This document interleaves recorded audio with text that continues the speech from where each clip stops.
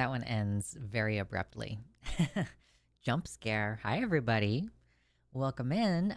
Thank you to Psychoplebalian for the tier 1 sub. I want my dick powers back. Also was wondering if I can have an IUD with tea. As far as I know, there's no particular medical reason, like there's no contraindication for having an IUD at the same time as you're taking testosterone. Thank you for starting us off with a donation related to trans education, which I am out of the habit of doing.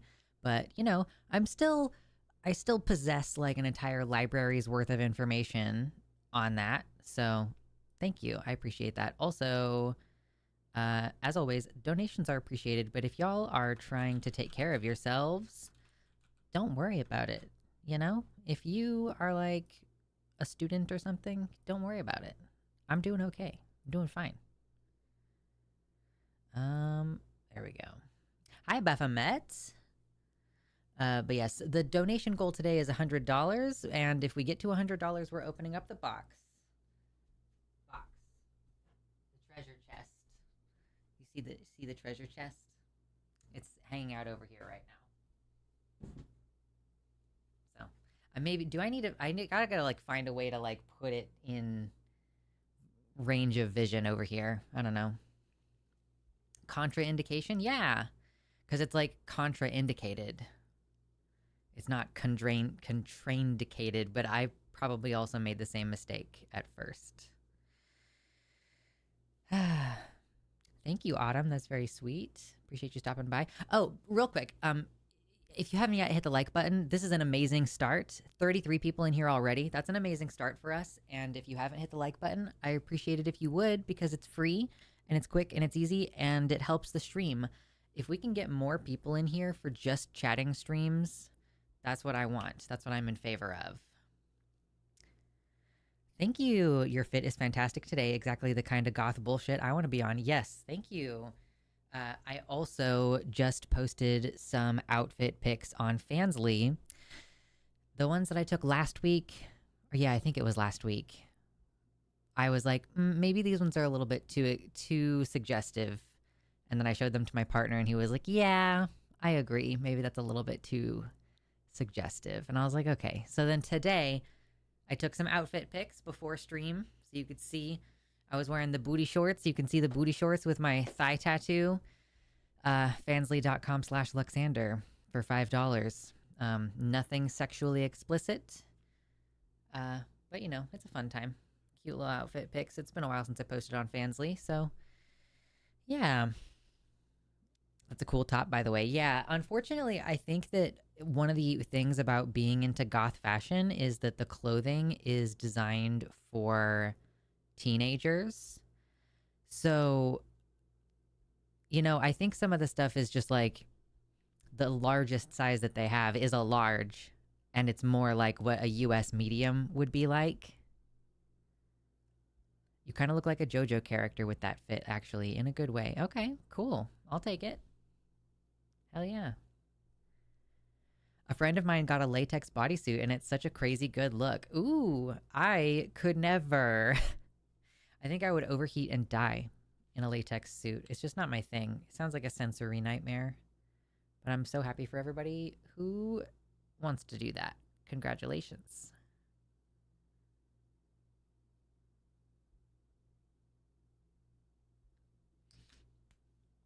Yes, shout out to Jazz Dog for the killer music. I'm starting to narrow it down. It's like I bought an entire album off of his Bandcamp, but I don't like every single song on there, or like sometimes I prefer putting them in a different order to create the right vibes. But solid. I'm gonna have to commission him at some point. Like when I have some extra money laying around, I should commission Jazz Dog to make us some custom music. Or maybe Gayfesh. Gayfesh also makes music. I could hit him up and be like, yo, make me some music. But I just need to, you know, be able to pay artists for making things.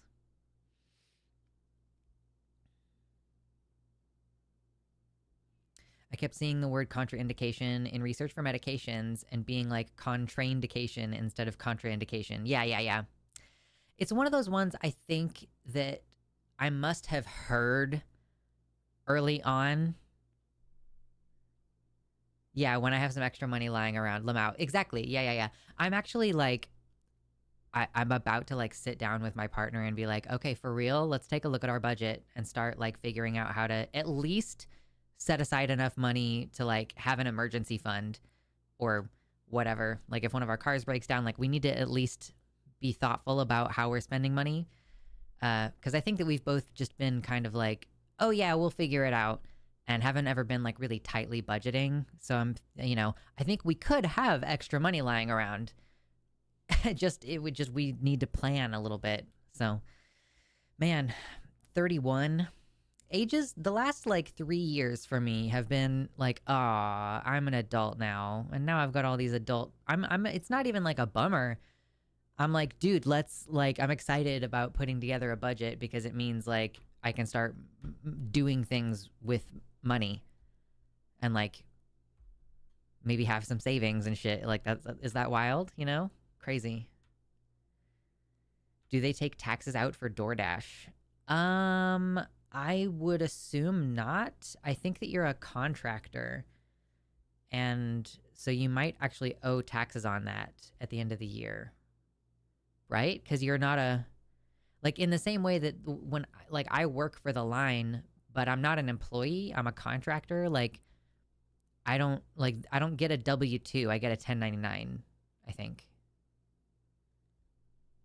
Hey, OMG, are we talking personal finance? For a second there, I don't want to like bore anybody. I know sometimes I get like my little hyperfixations on whatever thing I'm really into right now, and right this minute I've just been thinking a lot about money and like how to manage it better, which I don't think that most people are going to be interested in listening to me talk about. Oh no, yeah, Shakespeare, lost your blue. No worries. I don't like being 31 because I'm broke and my body is falling apart. I know you're in a really tough situation. Like, I'm grateful I'm in a relatively stable situation, and so I feel like I'm finally getting on the right track with my health and other things. I'm not saying that I have my shit together, but I'm like, okay, it's a process. I have like I'm paying a lot of attention to what I'm eating, and so I'm trying to make sure I'm hitting these nutritional goals. And like okay, here's a really interesting area where the financial thoughts that I've been having and the health thoughts I've been having intersect. Hit the like button before you leave, by the way.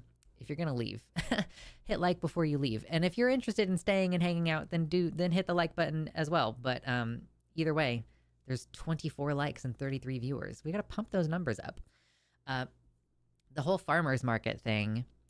The last 2 weeks I have sourced most, if not all, of my weekly produce, because I buy weekly groceries, and then I make dinners like almost all week usually. At this point, I make dinner 4 nights a week, and my younger sibling does it twice a week, and then the last night is just like a fend for yourself, eat some leftovers, eat some whatever, there's snacks around.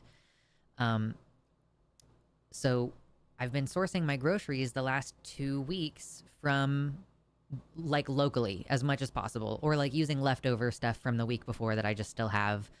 And it's been really cool. But I'm not sure whether it's going to be a choice that saves me money, or whether it's just a choice of like investing in my local communities and investing in small businesses here in the Valley, as opposed to like sending money to Walmart or Costco or whatever. I'm still going to buy things at Walmart, I'm sure, but I don't have to buy everything there. If I can reduce the amount of things that I'm buying there, then that would be ideal. Totally. But like, I'm also curious if local farming practices are going to result in like more nutritious food on average. And I like Googled around a little bit about it, and I wasn't able to find. I mean, it's kind of like, it seems as though the biggest thing that affects the nutritional quality of produce especially is going to be like how long it's been on the shelf, like how long it's been since it was harvested. So I guess in that sense, you can be pretty reliably confident that a farmer's market is going to be more farm to table, like harvested within the last couple days and then you're picking it up at the farmer's market, as opposed to, a lot of produce at Walmart has been bred to be shelf stable, so it doesn't go bad as quickly, but it also, I feel like there's a trade-off where like the kind of starches that are required for those products to last longer and stay firmer on the shelf, like it just seems like there's a trade-off there where you're probably missing out on some other nutrition, but I don't actually know if that's been substantiated. That's just a feeling that I have. But at the very minimum, the longer stuff stays on the shelf, like there does seem to be some evidence that some of the more like beneficial nutritional things kind of break down over time. So yeah, I was kind of wondering that if, you know, buying at the farmer's market maybe like a little bit less cheap, but also maybe a higher quality product in that sense.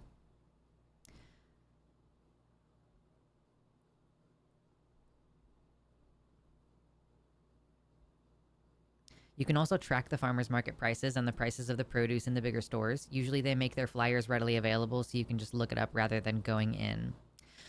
Yeah, I mean, yeah. Oh, and here's the other thing too, though, is that part of the thing about buying locally at farmers markets is that you're buying stuff that's in season. And this is something that I have never paid attention to before. So it's very possible that I just like am also buying vegetables at Walmart that are out of season because you can get stuff year round. And that is like a bigger part of the budget is going to like stuff out of season, because out of season stuff is more expensive.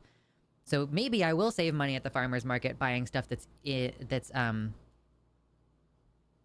my gosh, the ADHD is hitting so strong right now. But yeah, maybe I could buy stuff in season and then it'll be less expensive because it's in season and there's a lot of it, like it's abundant and therefore the price is low. I don't know, we'll see.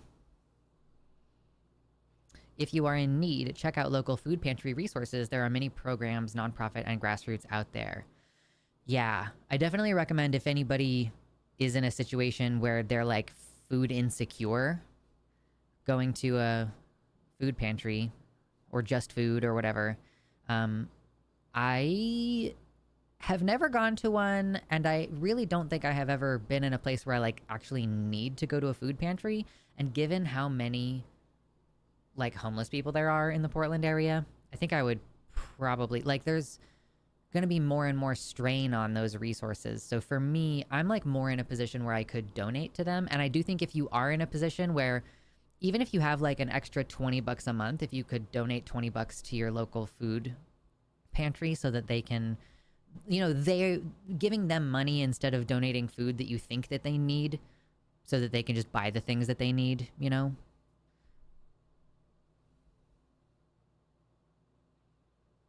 I didn't understand what you were saying about tea and IUDs. There should be no reason why you can't have, like, why you can't do supplementary testosterone for gender affirming care while you have an IUD in your uterus area. You should be able to do both, but talk to your doctor just in case there's any particular medical quirks that you have, but they shouldn't interact with each other like at all. Because even the hormonal IUD, like it only releases hormones locally right in that area. It's not really supposed to affect what happens in your entire body so much. Like it's not going to feminize you. Like people who have an IUD, they don't have like, oh, my boobs got bigger. Typically, as far as I know, I don't think that that's supposed to be a side effect. So if you were to be on testosterone, like it shouldn't affect that at all. I love a St. Paul Farmers Market EBT incentive. Spend $10 on EBT tokens and get $20 in other vouchers. Yeah, I've seen lots of farmers markets do like double the value for your EBT dollars. Like if you spend, like if you buy like $5 tokens, they actually give you $10. Like they're just like supplementing people on EBT. On food stamps, being able to buy fresh food, which is great.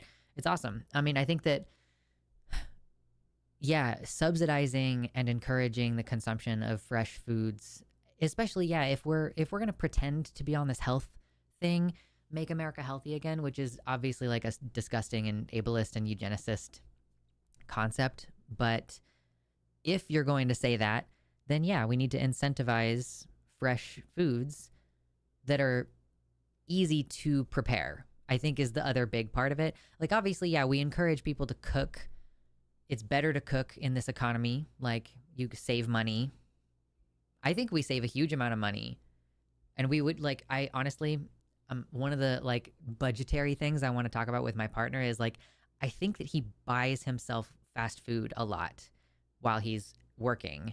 And I'm like, we could be saving like a significant amount of money if you were just like eating the meat and cheese and bread that I already buy. It's the little stuff that stacks up too. Like little things, they add up. I'm interested in co-op grocery stores, TBH. Okay, so correct me if I'm wrong. A co-op grocery store is basically like walking into a department store, but there's like produce from multiple different contributors, or like products even from multiple different contributors. Where is it like a tabling kind of thing where they table such as a farmer's market, or is it more like product is just being like stored there in the way that you can just walk up to a shelf in Walmart?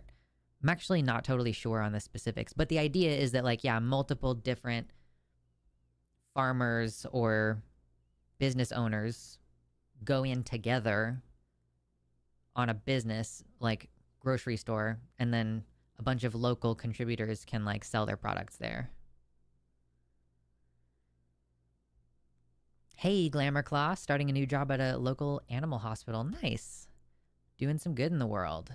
Make sure, okay, here's my thing. PSA. If anybody here doesn't know, the suicide rate for veterinarians is like crazy high. So I think if you're working in an animal hospital, you need to be really, really conscientious of how much stress you're under. You need to take plenty of time off, and you need to do like active restorative care when you're not at work, because it can be very hard. It's very fulfilling, but it can also be just like really difficult, especially if you happen to deal with a lot of very sick animals. Even just like a few really sick animals in a very short period of time in an otherwise pretty chill job, like it can really affect you more than you think it will.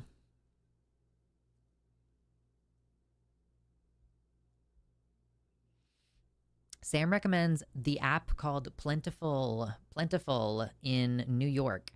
It will show you food pantries in the city. The food isn't donated from individuals in the community. It is from supplier surplus, and I've never seen them run out despite having very long lines. Yeah, that's a hot tip if you live in New York. I'm on the opposite side of the country, but good to know.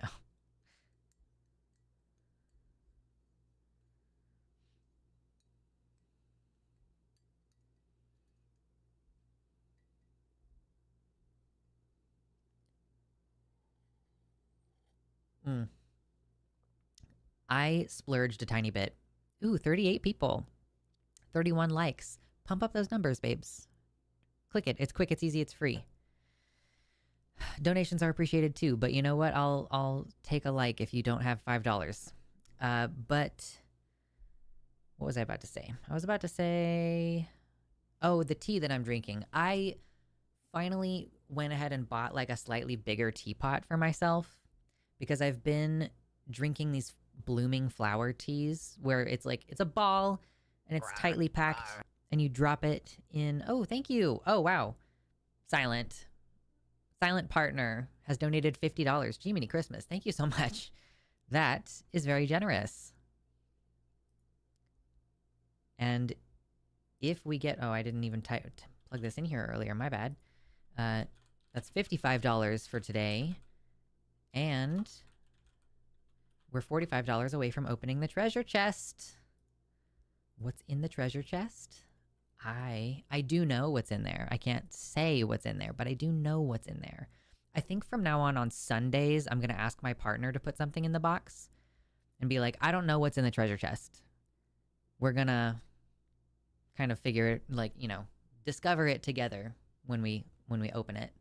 If we open it. Are you gothic today? I think that I'm now entering a zone where I'm like, I'm gothic every day. Oh man, oh man. So I just got like a slight bra extender, and now this is actually my old bra that was like a size 32F in UK size. I recently got a 34E, and the 34E feels weirdly too tight. And so I decided to get a bra extender thing for the strap in the back. And it was like a little bit better. And then I was like, oh shit, I got a pack of these. I can see if I can make the smaller one fit better. And it fits so much better than the other one. I'm so psyched to have like now 2 bras that fit pretty well. What's the treasure chest? This is the treasure chest. It is a thing that we do in order to incentivize donations. So if people can donate on my website directly, super chats usually don't count toward this because YouTube takes more of the money and I don't get it until next month. So donations directly through the website. If we get to $100, we'll open the chest and see what's inside.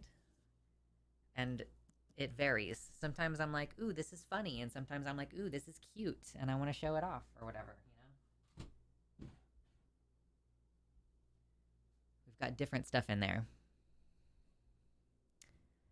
Bastille, hello. Have fun with the rest of your day. Don't worry, you look gothic enough. I approve of it as an actual goth. True. Yep.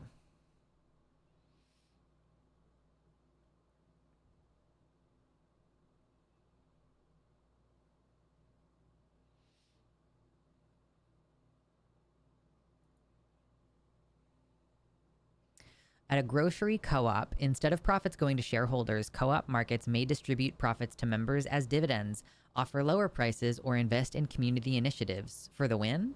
Okay, cool. Yeah. Like, yeah, you could basically sell your produce to the co-op, and then the co-op sells it on your behalf, and then you get a portion of the profits, like a proportional portion of the profits. It's kind of probably like the similar as what we do with the line, like, which I don't want to go into a huge amount of detail because I just don't know if it's appropriate, but basically like there's a point system where if we appear in a certain number of shows or whatever, we get points for those appearances, and then that means we get a profit share of like all of the Patreon and the memberships on YouTube and ad revenue and all that kind of stuff, in addition to us getting a cut of the super chats that are actually like when you guys send in super chats during the live streams on the line. So yeah, it's probably similar to that, where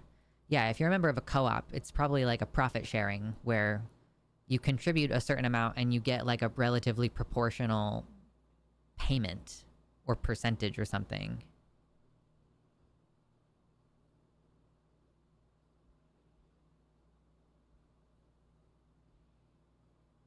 Nadia says, I just came over from the UK about 3 weeks ago. It was insane out there. Every hotel had a room 9 3/4, and every kid I ever randomly saw there was cosplaying whatever the fraternity sorority things were in the Harry Potter films. Oh, yeah. That's fun. OMG, Forrest and Gutsick Gibbon did like an 8-hour stream the other night. Yeah, I was watching that unfold in the Discord, like in our group chat Discord, and it was crazy. They went on forever. They were taking like an hour with each caller at a certain point, and they were soliciting donations and apparently getting like a shit ton of donations, which is awesome. Yeah. And honestly, I'm gonna partially take credit, I think, for some of what they were doing, because I made the suggestion during our all hands meeting that as hosts, we should be doing lots of calls to action. And so I think they were soliciting super chats like pretty hard. And I'm like, I'm gonna take credit for that, even though it probably has nothing to do with me.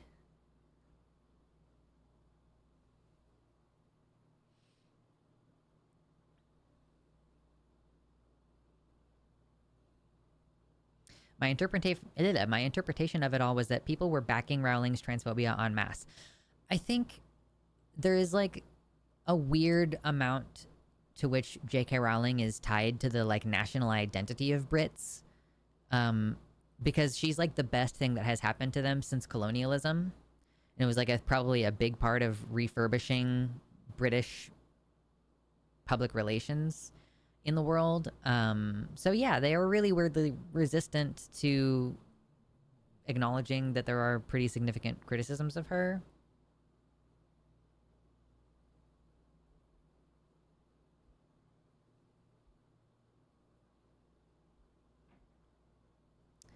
I was part of an artist collective producing increasingly queer raves. Wow, that's an incredibly difficult thing to say. As much sharing a democracy as possible while knowing the house venue has bills. Things cost money, even community-focused things. Yeah, nothing is free. Nothing is free.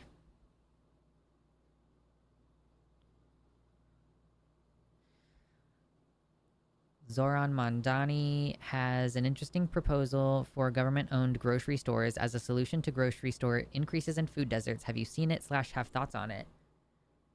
I don't really know a lot about how it would be implemented, but I don't really see a problem with it. If they're not going to... Well, okay, I guess there are some problems with it.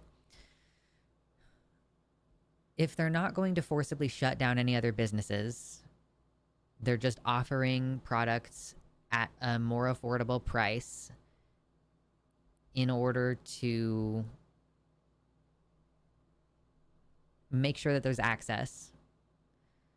I mean, what is going to happen is probably some businesses might go out of business, maybe, because the government is going to be able to do things like get a discount on rent, or even maybe cover the rent for a building with taxes. Like the storefront itself it costs money. Like you have to rent a space, you have like taxes and whatever on a business typically. So maybe it'll be cheaper to run such an establishment if it's government run, because maybe it just will be tax exempt in some ways.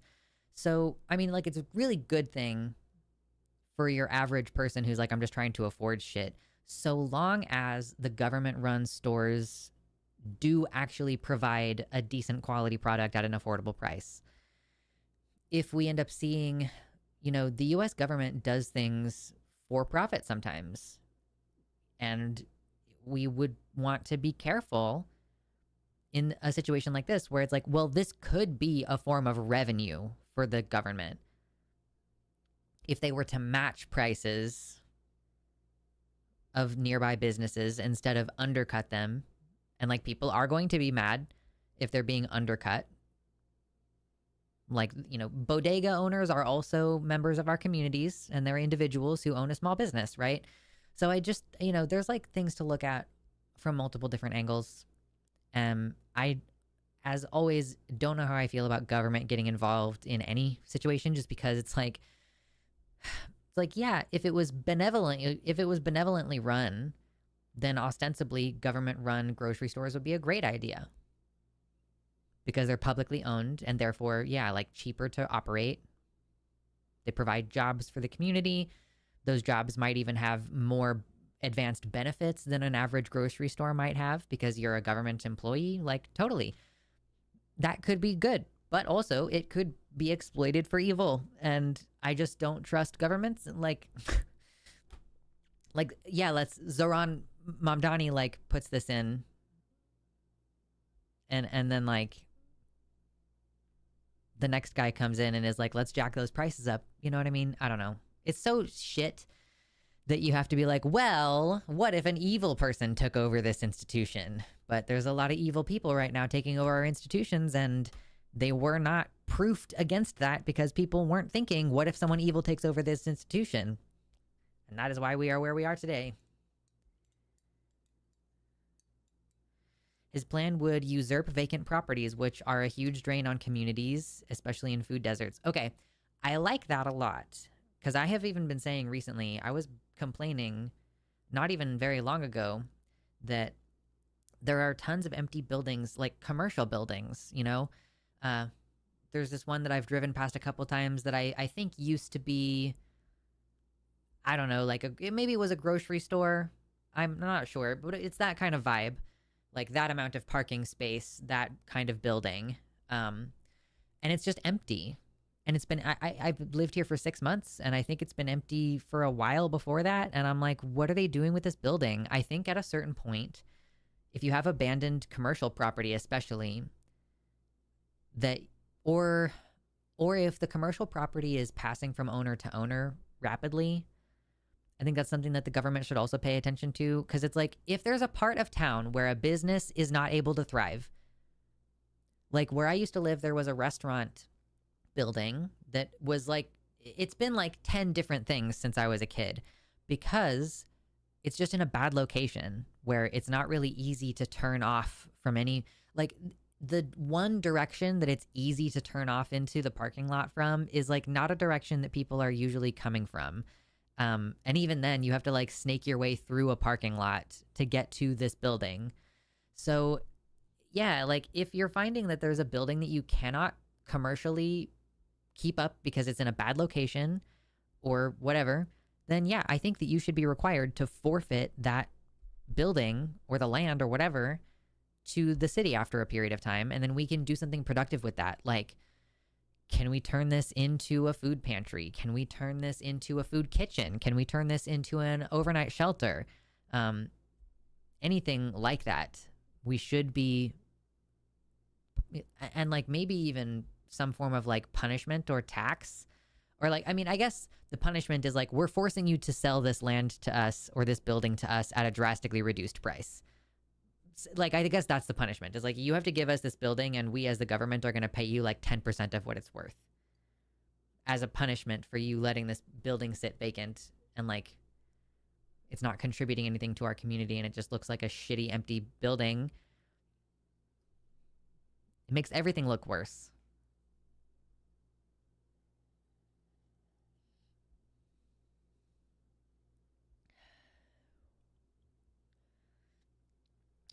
Zoran cited successful implementation of these kind of stores in Chicago, but I don't really know anything about Chicago. Yeah, I don't know anything about them either in Chicago.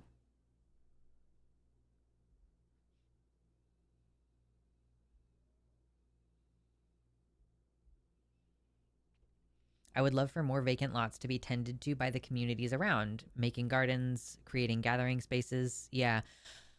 I mean, the trouble with that too is like that these buildings, like these empty buildings with these giant parking lots, you know, think like a Walmart sized parking lot, maybe a small Walmart, but still, like just empty. And like, yeah, it would be great if we as community members could be like, hey, that's empty land. Let's go set up like, oh, a bunch of people in this neighborhood want to do a garage sale this weekend. What if we all hauled our stuff over to this parking lot and did it there?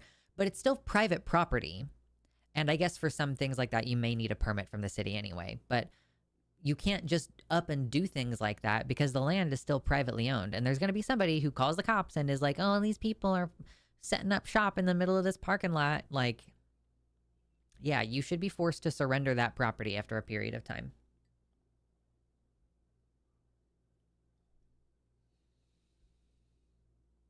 Yeah, exactly. Creating a garden in this situation is great until the owner comes by once in 6 months and kicks you all out and steals the garden.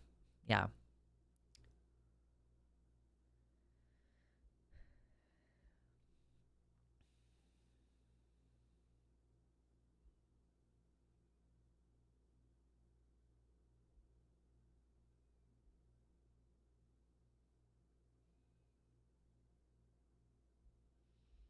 Transform janky looking abandoned houses into janky spooky haunted houses to brighten up the neighborhood and encourage commerce. Halloween-based Halloween-based economies are the only ones historically known to endure through the ages. What? Oh no, that's crazy. Halloween, yeah, like Spirit Halloween, and it's just the fact that it materializes and then disappears again. Bro, I really do think that like a year-round Spirit Halloween would do just fine. But, you know, I don't know, man.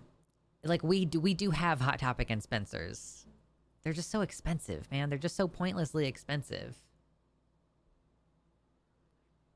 I need to start hitting the thrift store like once a week and see about getting some new, see if we can find any more cute shirts or any pants or anything that are gonna not make me overheat.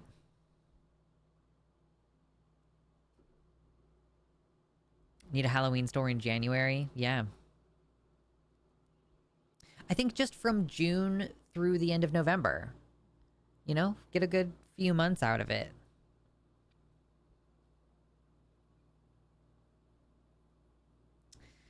Ian points out that subsidized stores and restaurants already exist in both the UK and the USA. Namely, they are on military bases for military staff, so civilians should get them too. Okay. I've never really thought about that. Yeah, like that there might be like a business on a... Or even is it a business? It's just... No, it's just like the government run...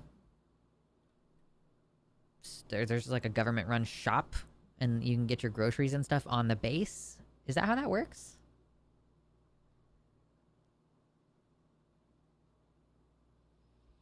Yeah, I know Halloween in January was a bit in BoJack Horseman. I know that. Andrew Garfield fell through the floor there.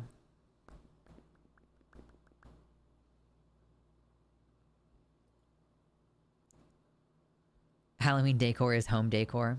Yeah. I think that I've maybe graduated out of this a little bit. There are certain things that I kind of am okay with them being present all year round. But I'm really embracing the idea of seasonality and, you know, honoring what's going on at a given period of time. And there are parts of the year where life is a stronger motif than death. And so I do think that there are times of the year where like certain Halloween decorations, I would not want them to just be up all the time. Like any spider decorations, I think would need to be, it's like, let's keep this spooky season. Now, spooky season all the way through Christmas, acceptable. But, you know, if we're getting into springtime, I might not have like my skulls in a central kind of location. I mean, in this dynamic, like this is just going to stay the same all the time is the plan. Like maybe things get updated periodically, but so the skull is here year round. But like if I had a skull as a centerpiece during Halloween, I would take it out of being the centerpiece after the holidays. Halloween goes up but does not come down. I respect it.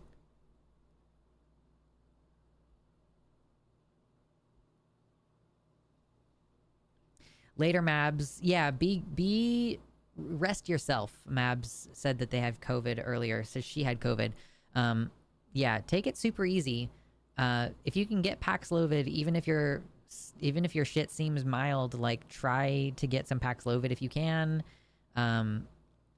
Get some betadine nasal spray. Get some mouthwash with CPC in it. It's like cetylpyridinium chloride or something like that. And you might also consider getting some Streptococcus salivarius K12 tablets. Just maybe you're already gone, but that's my advice for trying to get over COVID.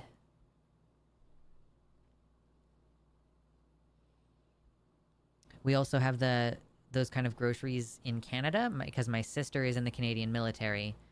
Oh, weird. Okay. So yeah, just like any military base already has like a government-run grocery store. Okay. Is that like... It's the same argument as having a public option for healthcare, right? That like if the government has a competing interest, then the government can negotiate prices down for everyone. Isn't this is like something people say, ooh, we're almost at 50 likes. God bless. The atheist says. So isn't this the idea with like people, you know, supporting a public option for healthcare? Then like if the government is providing your insulin, for example, they can negotiate with the company and be like, nah. The US government won't do business with you unless you lower your price for us, and then we will pass on that savings, which then like will hypothetically lower the price across the board, because in order to be competitive with Medicaid, then I mean, I guess that's the idea of how this works. So is that similar like logic for if the government has a competing grocery chain, then very much like Walmart, they can just demand low prices because like, hey, well, I guess I won't do business with you if you won't give me the price that I want.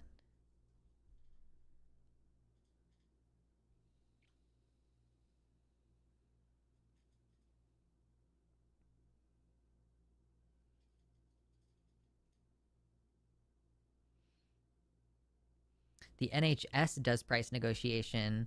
There's a downside, which is that if something is really expensive, the NHS might just decide not to cover it. Yeah, like, yeah, I know. That is the shitty thing. They can just be like, nah, I've decided we're not going to provide this service. And I guess that's what they do if the negotiation process doesn't go in their favor. If they're like, we can't negotiate this price down any further, then they might just give up on it, which sucks. And then you're getting like your surgery privately, and that's very expensive.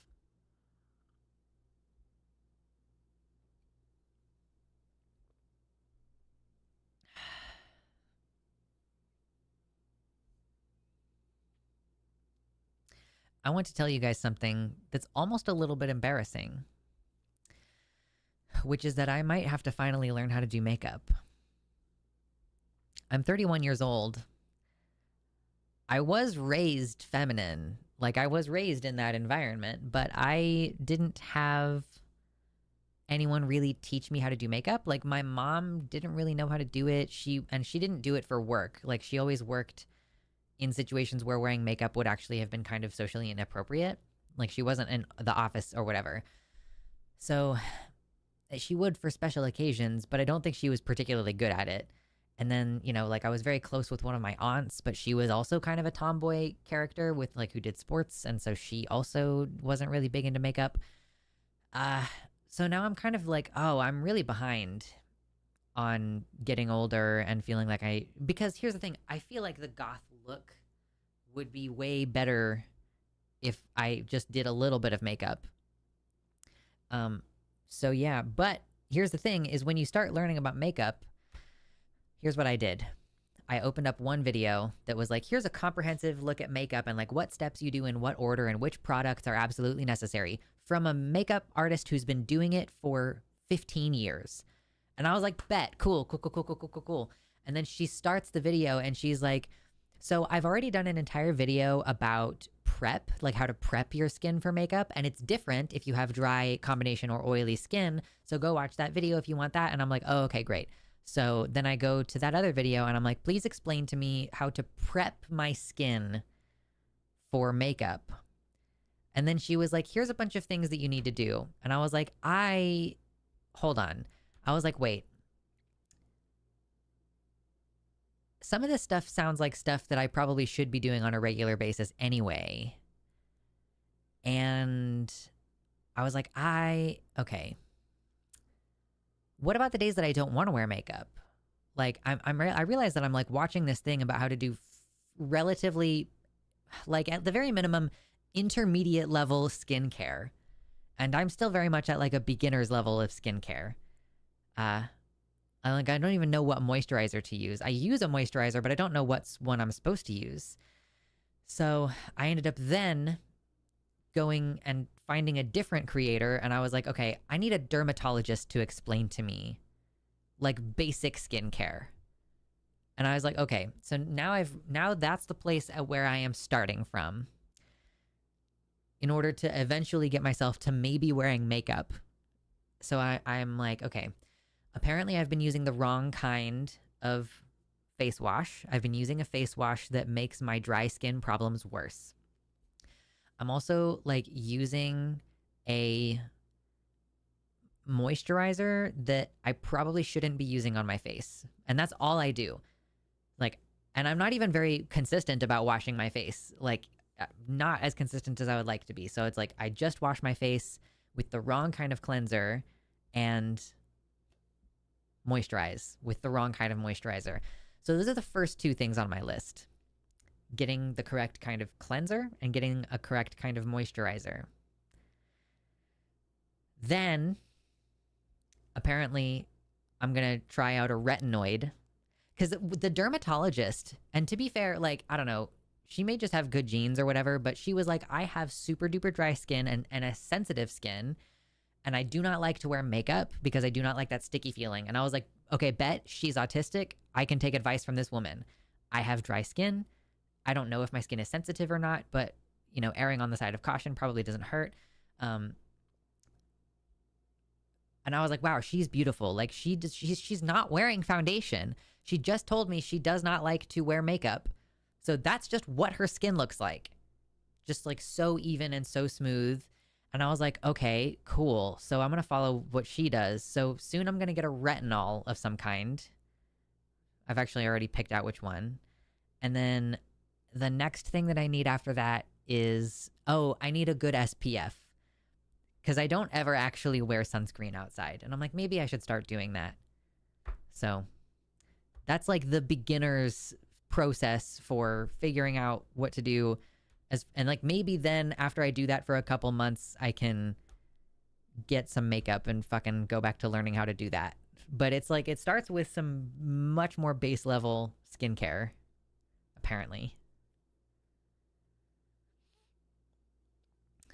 Alone says, I had to teach myself makeup because I've started presenting femme already in certain situations, and I'm still pre-HRT and laser hair removal, so it's kind of essential that I taught myself.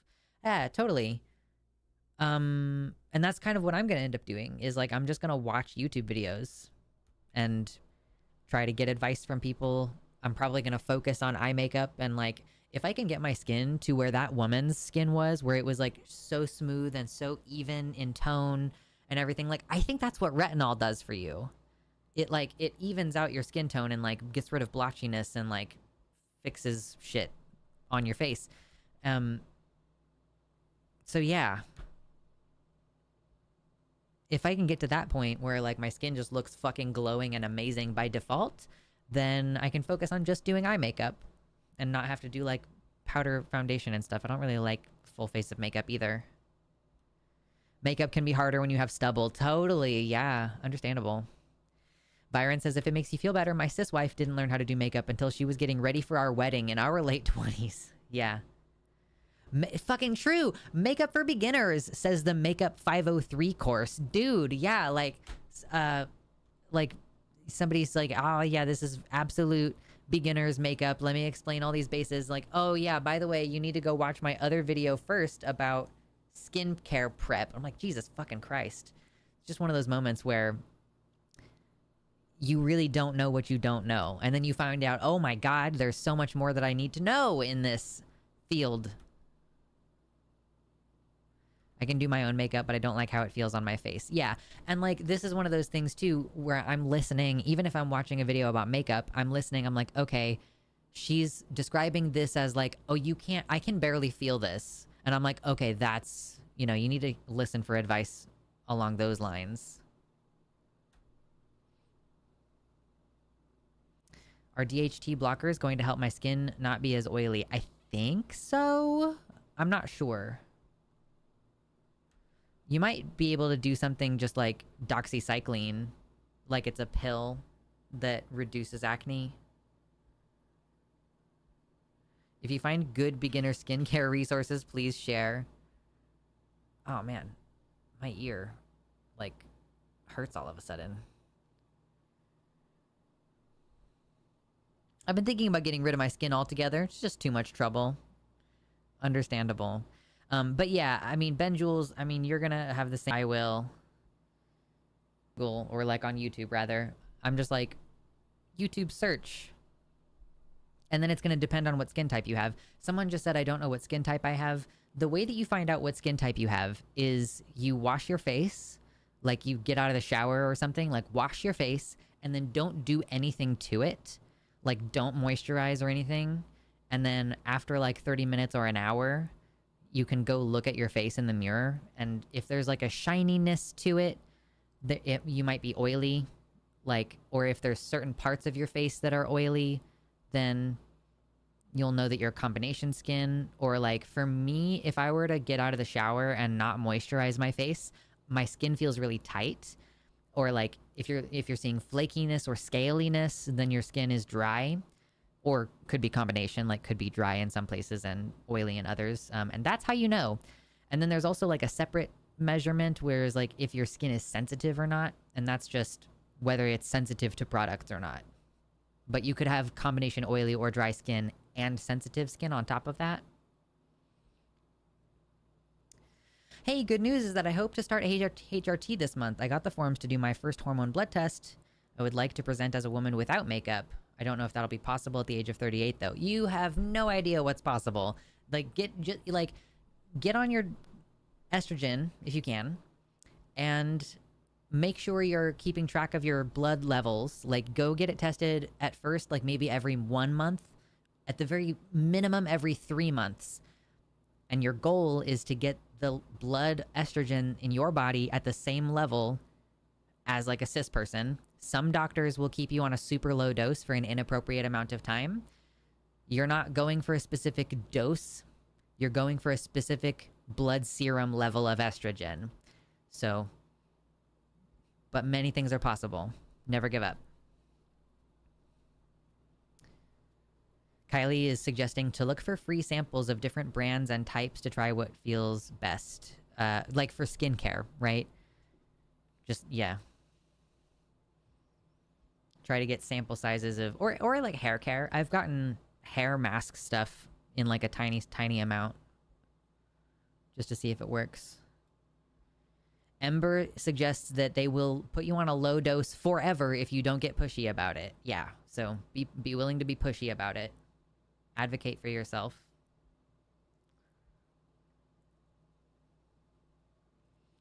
My hemoglobin is low, but my blood cells are already sort of large. If your hemoglobin is low, then there's no issue with you going on testosterone. If you had a high hemoglobin, then they might be like, oh, maybe you shouldn't go on T, but you should be fine.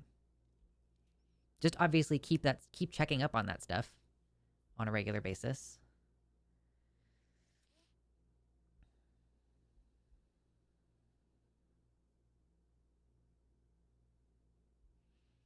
Every 3 months, I think, is an acceptable amount of time to get your blood level checked. Yeah. My doctor started us out like, he's like, at first I want to do it every month for a couple months. And then once you get to the 3-month mark, he was like, okay, if it's stable at this point, then let's, whatever, every 3 months. And then eventually he was like, every 6 months. Naomi says, I have like no testosterone and an insanely high estrogen level with weekly injections and 100 milligram spironolactone a day. Injections are really, really good for the girlies. That's what I understand.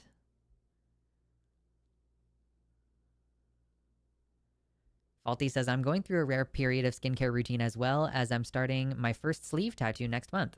There's so much more to skincare than I can bring myself to care about. Yeah. Yeah. Yeah, it's really for work. Like, that's the main thing, is I'm thinking, oh, I really want to improve my aesthetic because I appear in public constantly. You guys, like, I don't know if you really think about this, but I like my entire, the main part of my job is appearing in public, which is weird. It's like I'm here in my office, but I'm in public. This is public right now. I am subject to the gaze of many gays and some non-gays, I'm sure. But yeah. Are you a local celeb yet? No. I don't ever want to be a local celeb. Like, I go by a different name in my real life than I do online. So for the most part, like, people aren't going to be able to like Google me and they won't know what my job is unless I tell them. And I'm okay with just being part of a community where people don't know what I do online. Or like, I don't know, it's becoming different because I don't do political stuff as much. Like, I might feel more confident saying like, oh yeah, I'm a video essayist. Like, I make, I make analysis of Mulan, which I'm working on still. Do you guys want an update on Mulan? Let's see. Okay. Whoop, whoop, whoop, whoop, whoop. I finally got over my writer's block. I was having a really difficult time figuring out how to segue from one part of the script into another because I had this idea in my head of like the structure, and I was just having a really hard time. So I Old Mulan, obviously Old Mulan, not the recent one. I haven't even seen that one. The one where you could reasonably speculate that Mulan is transgender. That's the one that we're going to talk about. Okay, so after finally getting over that, I think that I have doubled the word count since the first time. Hold on. No. Yeah. For a bit, I was stuck around like 1,300, 1,600 words or so for this essay. And then since I finally have gotten over that hump and like I've added some more throughout like I added an entire chapter, or sorry, I added an entire giant paragraph in the second section of the essay. And the essay is basically going to have like 3 sections. But so now having added a bunch to it, and I don't even know how close to the end I am. I think I must be coming very close to the end.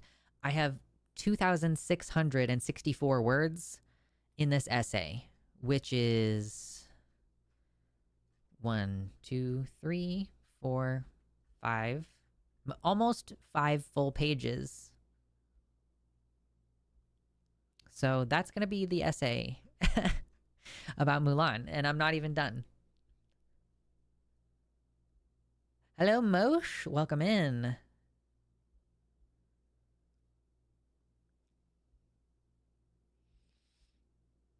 I saw Luxander today when I walked by my computer. That's lucky.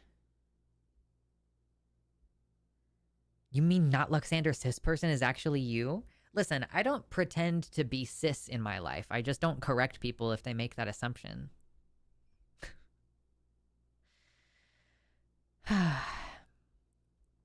So yeah, that's your little... I guess for the 42 of you, essay or thesis? I mean, I guess I don't know what thesis would be. So good to be here again. I've missed my weekly mental health streams, totally. And I guess, it's easier to be here now because I'm no longer like hammering on the politics. We do talk about politics sometimes still, but it's usually I'm like, oh, what is even happening? And then I look and I'm like, wow, Lamau, that's crazy. And then I gotta move on because I'm like, what else is there to say besides, wow, Lamau, that's crazy?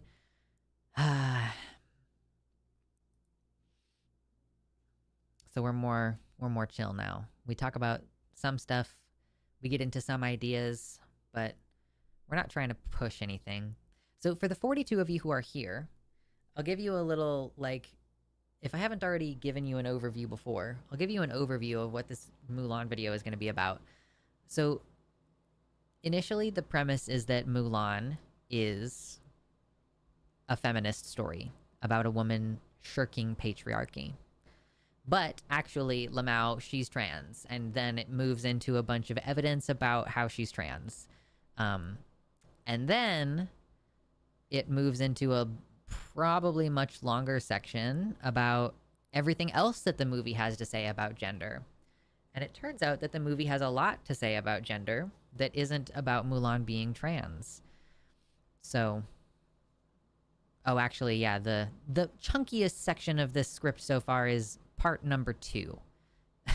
Evidence that she trans, though.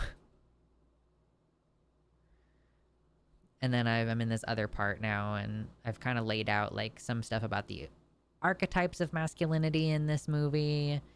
And then we're going to talk about something more about, like, how do all of the other characters interact with gender in this movie, actually. So that's kind of your little preview. I'm really hoping to get it done this week, as far as writing it is concerned. I don't have anything going on for the next 2 days. Like, I don't have anything on my schedule for the next 2 days, so...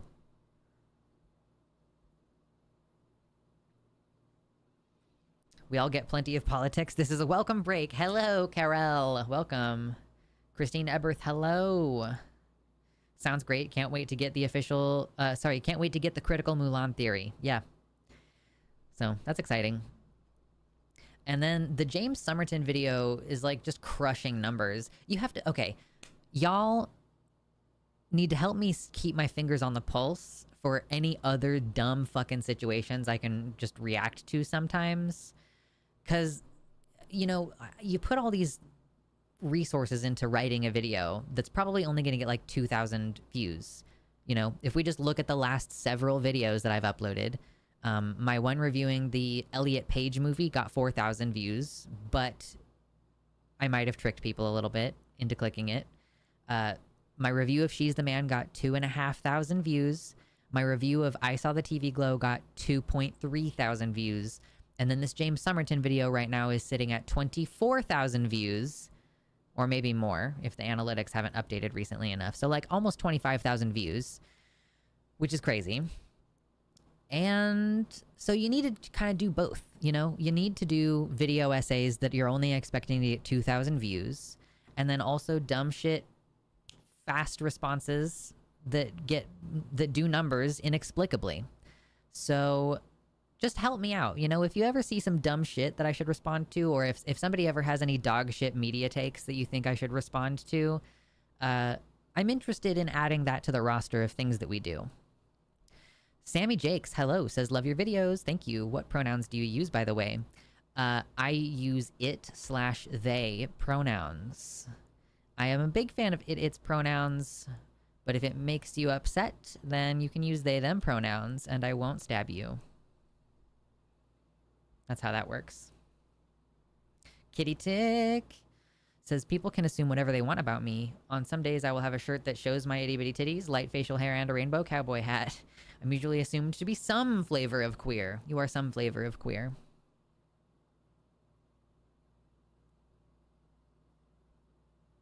When in doubt, check the bottom right corner. Yeah, it's really hard to see. I think that I need to get in touch with Evie the Purple and see if she's willing to just kind of redo this entire thing for me. And maybe give it like more of like the mossy motif or something. I don't know. I like the dragon eye, but I don't know if this is the right aesthetic for us anymore. Are you really asking this chat for dumb ideas? Yeah, I love your dumb ideas.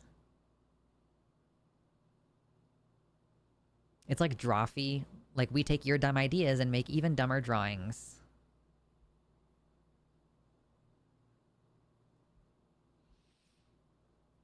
Thank you. Yeah, everybody's saying they're looking forward to the new video. Press the bell icon, you sons of guns. Do you have your notifications turned on? Because what's going to happen is I'm going to post this Mulan video and it might not be in the algorithm unless you guys click it. That's how this shit works, okay? If my subscribers don't click a video pretty soon after it comes out, doesn't get shown to anybody else. So that's the thing. Even if you're like, I'm not ready to watch this video, if you click it and open it, that would probably be helpful. Moss Dragon aesthetic for stream art. Yeah, maybe. You know what would pull views again? Yeah, cover fucking ContraPoints again. I guess being a hater is an option. Being a hater is always an option, I guess. I could become a ContraPoints hater, and it would be profitable because I'd be, look at me, like I used to be a pro ContraPoints, I used to be a fan, and now I think her dog shit takes her dog shit. I just don't care. I want to, like, critique other media analyst people. Like, I don't want to... I just want it to not be stupid or, like, explicitly political. If she does something like makes another video about Twilight, which I did not watch, to be clear. But if she were to do something like make a video about media, then maybe I could respond to a ContraPoints video. But, like, am I really going to sit there and watch something of hers that she made that's 2 hours long when I don't respect this woman's opinions? Like, I don't know, man.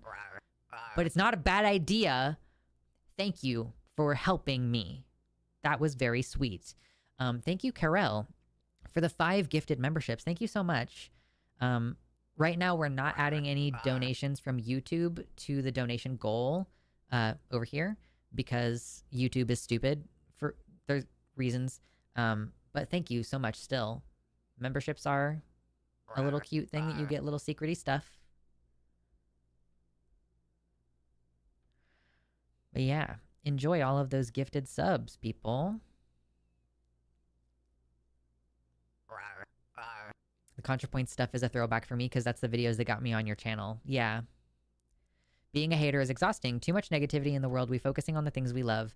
Yeah. Well, I mean, I like what I'm saying is I want to react to other people's stuff or what they're doing. You know, like we just did this video going like LOL, Lamau, James Somerton is still plagiarizing. LOL.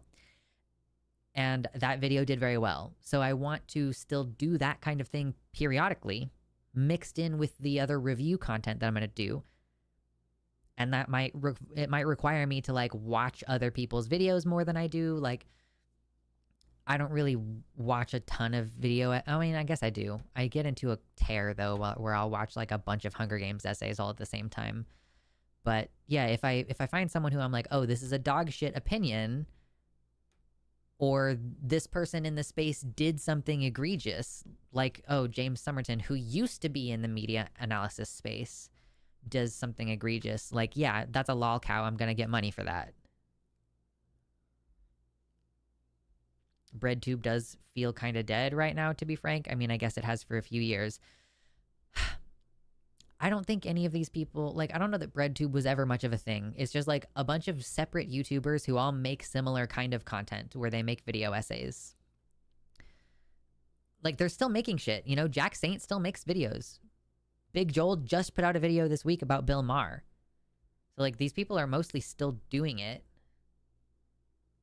I didn't even hear of James Somerton until he got exposed for the plagiarism. Neither had I. I didn't know anything about him until the H-Bomber Guy video. If you interview Bigfoot, get his opinion on media analysis. True. Being a hater gives me energy, but only in small bursts about stuff that doesn't matter. Yeah. A little bit of a hater as a treat, you know?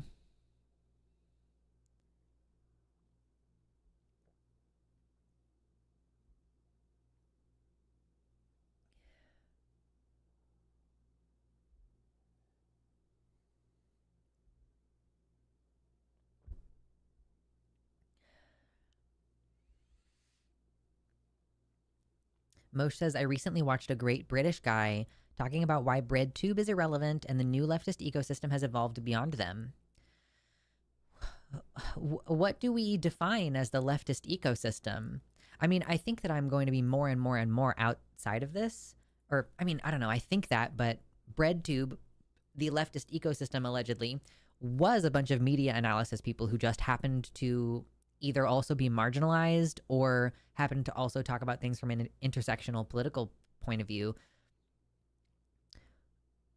But I don't really, I guess, know what people consider the leftist content ecosystem. Okay, finally my analytics have unfucked themselves, so I can see things like what other channels do I watch. Apparently, if you delete a bunch of your videos, it fucks up your analytics in the back end, and it makes it really hard for you to determine anything about your content for a little while as far as how it relates to the broader ecosystem on YouTube. But I finally have it back now. And so I can see, like, what else does my audience watch? Well, the other channels that my audience watches. Here, let's give you a little inside baseball, shall we?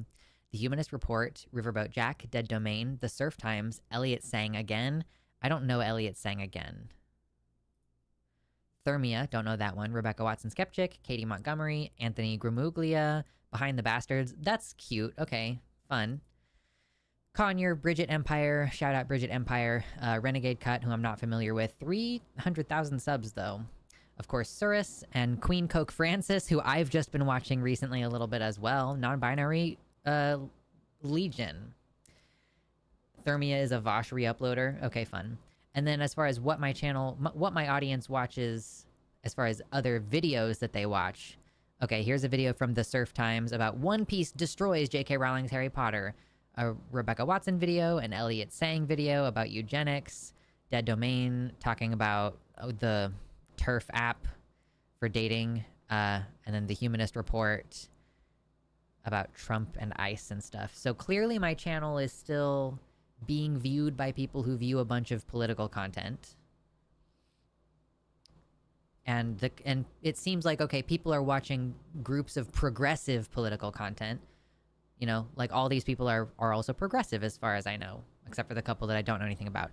Anthony Gramuglia is also a media analyst, content creator. Yeah, but I'm still very much in this space of like trans and political creators.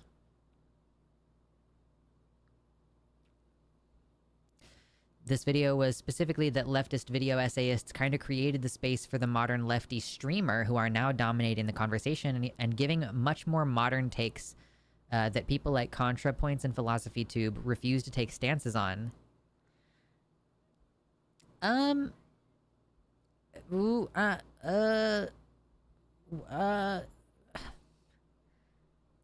feel like PhilosophyTube must have taken a stance against the genocide in Gaza. I think she has stayed out of it. ContraPoints did take a stance, and it was, again, a dogshit stance, so... But, okay, that's interesting. So the, like, leftist video essayists paved the way for lefty streamers, which is... Streamers are now dominating the conversation in... Okay.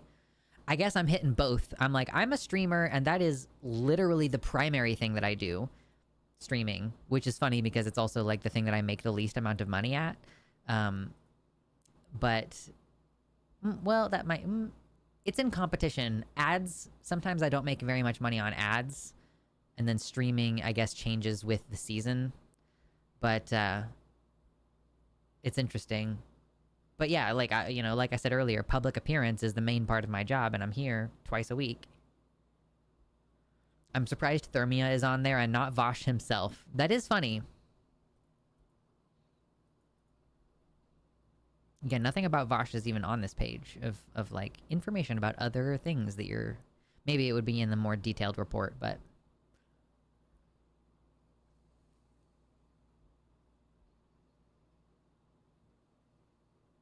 I agree. Francis is very fun.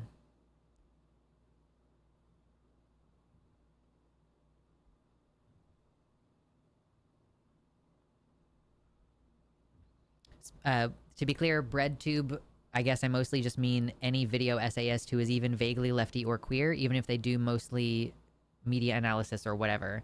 It just feels like that space in the internet is dead right now. Okay, yeah, I mean, that's fair. I mean, I do think that certain types of video essays are not doing well.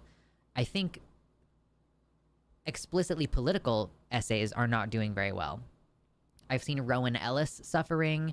I've seen Tom Nicholas suffering. And I think that it really just is more... Even Jesse Gender. Like, Jesse Gender recently posted a video about genocide in Gaza, and that video didn't perform very well. And I'm like, I think it's because our audience is burned out, and we, like, people who are doing more creative media analysis type stuff are actually performing better because people want to be entertained right now. They don't want to be informed. They feel like they're overly informed. They want to relax.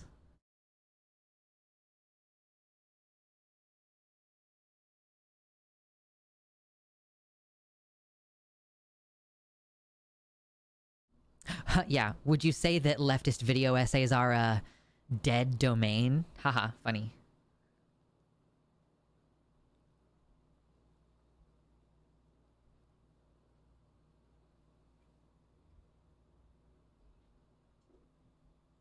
The British guy in this conversation, I'm pretty sure, is the Cavernacle. He's okay, but he is not a fan of people like Vosh, and his humor on social media is not to my taste. Okay.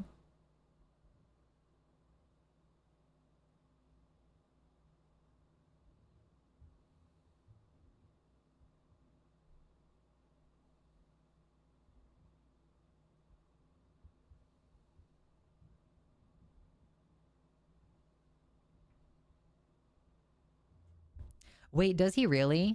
Nuvenal says maybe your viewers just watch the clips from Vosh because you can't watch a Vosh stream without him devolving into anti-mask shit at least once a stream. Is that true? Is Vosh really, like, popping off about the bad optics of wearing a mask? It's gonna make it really hard for me to have lunch with him if I ever visit Seattle. Like, is that true, though? Or are you, like, hearkening back to just that one time, which we already did a reaction to? Yeah, of course, the DSA thing is what we're talking about. The like New York DSA picture.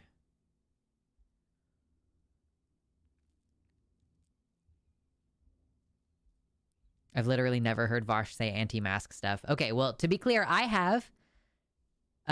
He was railing on about how it makes us look like a psyop and how this is like it's hurting the optics of our movement to stay hung up on COVID, when a bunch of people were really pissed off that the DSA in New York City wasn't like, there was clearly no mask policy.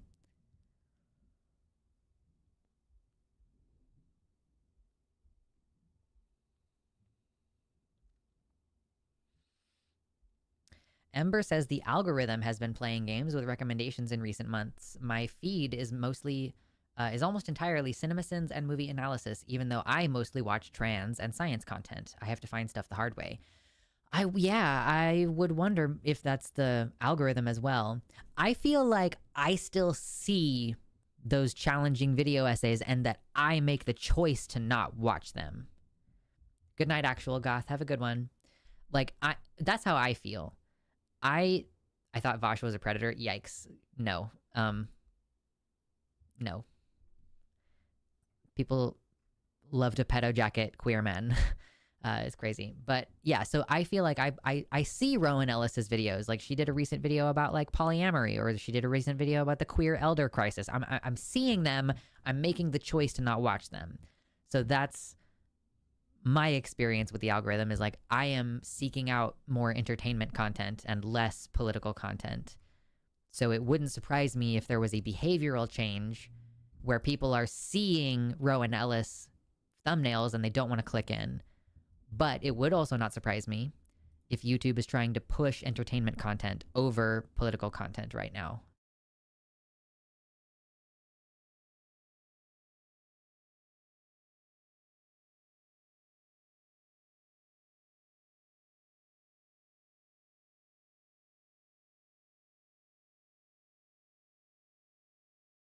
Baphomet says, Vosh 95% good takes and 5% takes so dog shit it actually boils my blood. So he's a hard content creator to like.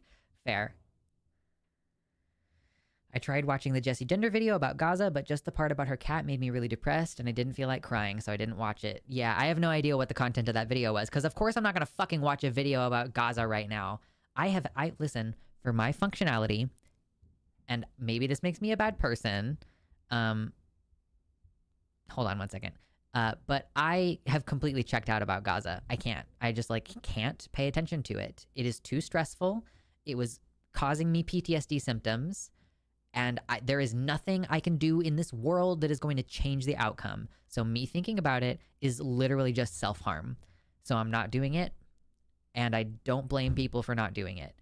I do my best, like, to, I occasionally repost GoFundMes and stuff. I could be doing that more, but like, I can't be looking at it all the time. I can't think about it all the time. Can't do it. Okay, the assertion that Vosh watches Lowly. No. I have seen the screenshot of his porn folder. There was no Lowly in it. I think the issue was that one of the artists in that folder also makes Lowly art, but that none of the art in the folder was Lowly. Have you seen it? Or are you just like repeating fucking pedo jacketing a queer man? If you disagree with his takes, then disagree with his takes, but it's literally fucking life or death to accuse someone of being a pedophile, to accuse a queer man. So, have you actually seen it? My question to you in chat, have you actually seen the porn folder? Because I have, and I don't see the problem. Like, yeah, there's horse stuff in there. Duh, we know that Vosh likes horse dick. Like, haha, it's a fucking joke. That, like, it's so well known that it's a joke. We get it. Yeah, but there's no Lowly in that folder.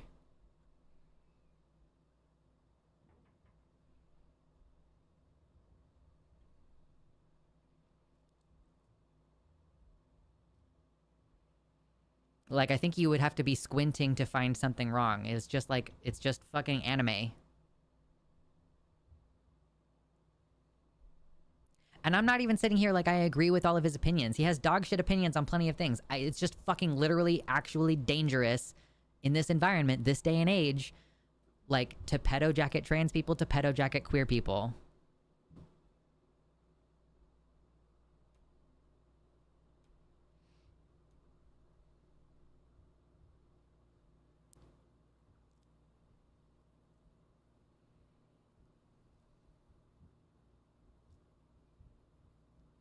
I agree on feeling burned out on explicitly political stuff. I used to watch more, but now it just feels like, what's the point?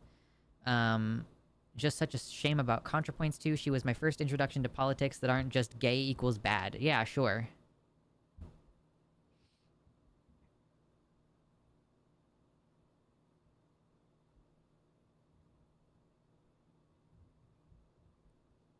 I mean, listen, you can dislike a creator, but like, yeah, if you acknowledge that like you have trauma around something, and so like even the idea of someone watching like anime porn, and like we know that anime is like hentai tends to just like have a lot of teenagers in it, or like people who are drawn to look like teenagers. Like if you're so triggered by that, that's fine. It's fine for you to own it, to say that like I'm uncomfortable with any like hentai because it tends to skew toward looking young. But that's your trauma, and it's still really irresponsible to restate the claims that Vosh is like a sex predator, or like that he watches anything that could be even remotely adjacent to CSA.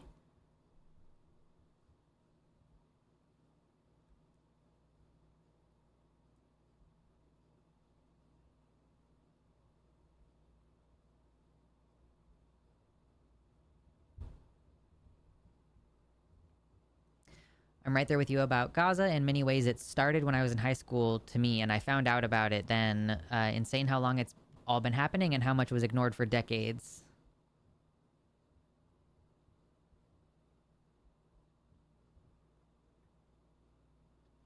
I view his porn folder as predatory because of my experience. Okay, that is a thought that you keep private. Like, that is like a thought that you keep private, because somebody liking hentai and calling it lowly even though it's literally not, these are dangerous things to do. And it's okay for you to like feel bad or weird about it, but I just think it's really like a thing you talk about with your therapist, and not like I'm going to participate in a public conversation alluding to something that this person didn't even do. Like, or being like, I think this is predatory. Like, okay, I think that is dangerous rhetoric. If you want to personally avoid someone, that's different than like having a public conversation saying like, I'm connecting this person's completely innocent behavior with like being a predator. Like, you're insinuating that Vosh is a predator, or that he might be one, which is crazy.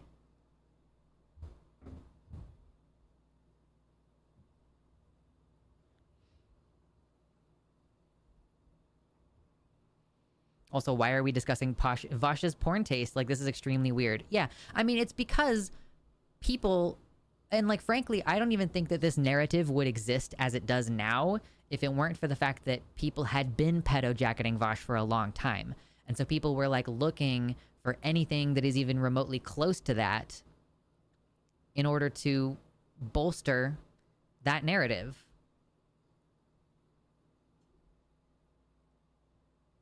What are we threatening to do here? Elect Vosh president? True. Yeah, like, I just get really fired up about it. Cause, and like, shit, like the same thing just happened to Demon Mama, right?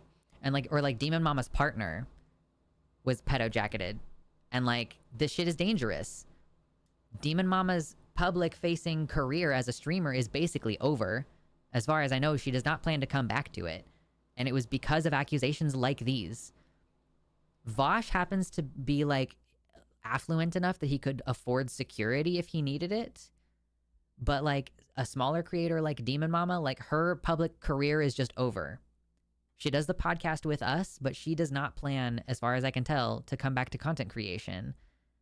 So like, I don't, she's fine. Like, she's in a relationship situation where they can all mutually support each other through periods of unemployment, or like I'm sure she's doing something else to make money. I haven't really asked her in detail about that, but what I'm saying is like this is something that threatens people's livelihoods, and it's something that threatens people's personal safety, because Demon Mama like was concerned about her address being doxxed and her loved ones having their information doxxed. So yeah, like I really think that we need to be way, way, way more thoughtful about how we talk about like what happened with Vosh, and make a point to make sure we know the facts rather than just repeating things that we have heard, and to like be responsible in the way that we talk about it.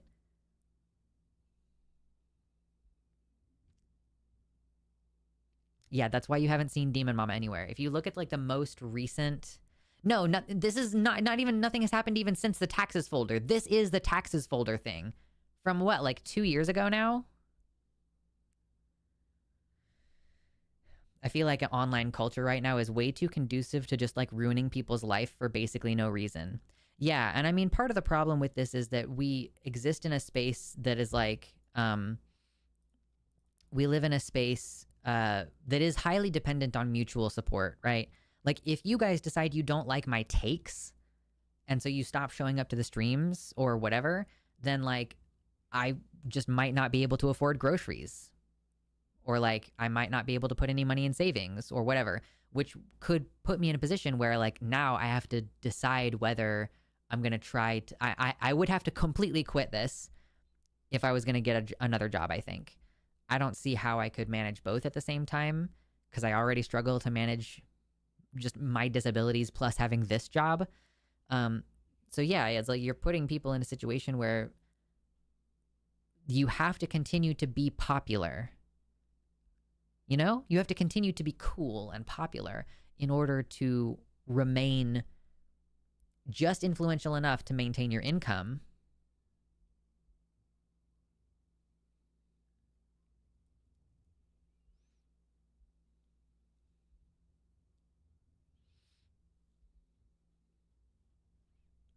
I don't agree with all of your takes, but with a majority of them, so I stay. Yeah.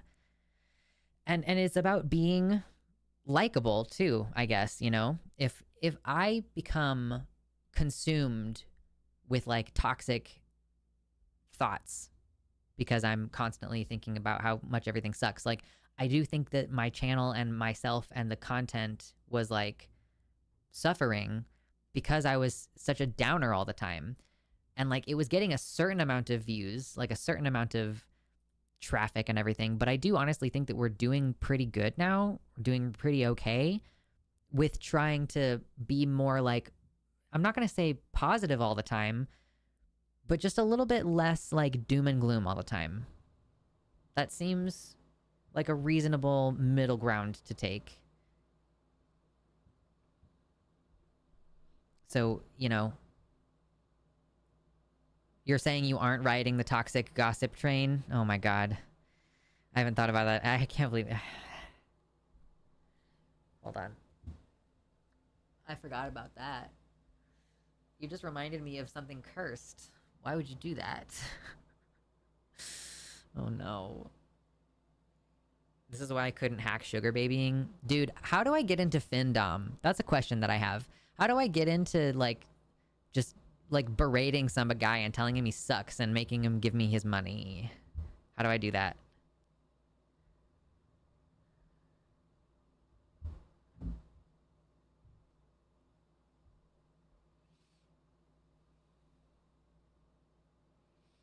I'm not a political purist who only associates with people who align exclusively with my views, and that also applies to content I watch. Yeah, crazy.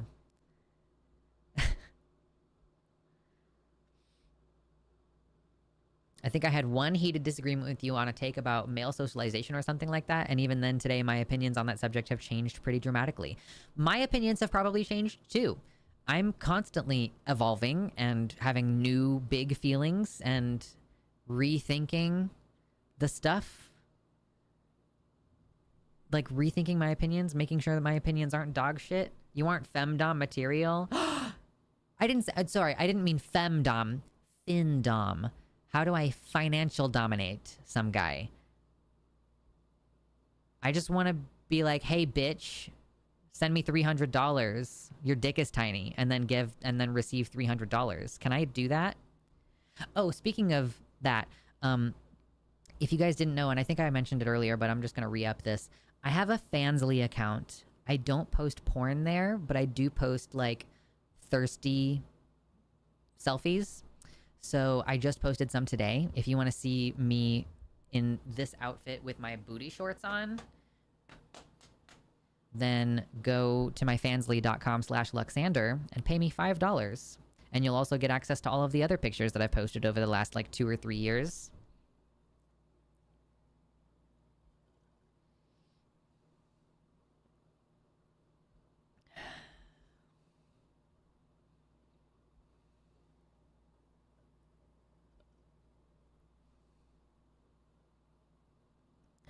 I prefer my trans streamers and peer-to-peer news be sincere, genuine. Few large YouTubers feel sincere. I wonder, am I going to reach a point? Am I going to get to a point where I have so many viewers and stuff that I, oh my god, my brain just emptied itself.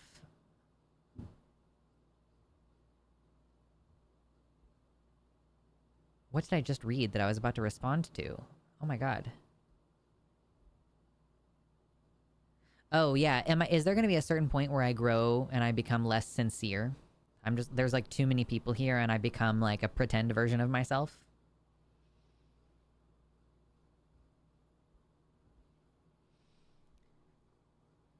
Byron says, I won't spend time defending V-Man, but I also feel like the allegations against him have been sufficiently addressed, if that makes sense. Yeah, it's just that people are still saying this. Like, the fact that people are still going on this narrative, and like, I think that person may have left, the person in YouTube chat who was saying this. I think that the last comment they made is, I think what's irresponsible is not listening to survivors who see red flags, but that's just me. Like, dude, literally lock me up if watching hentai that could be construed as lowly is a sex crime now. Like, it's just like part of hentai. It's, I don't know, anyway.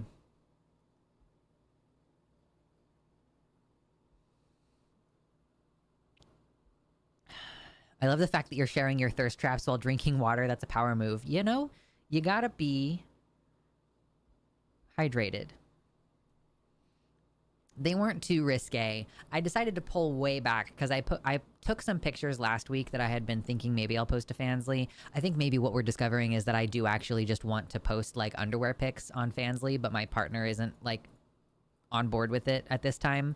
So I could be making hella money probably if I was like more explicitly whatever, but you know, instead we're just gonna go back to doing outfit pics.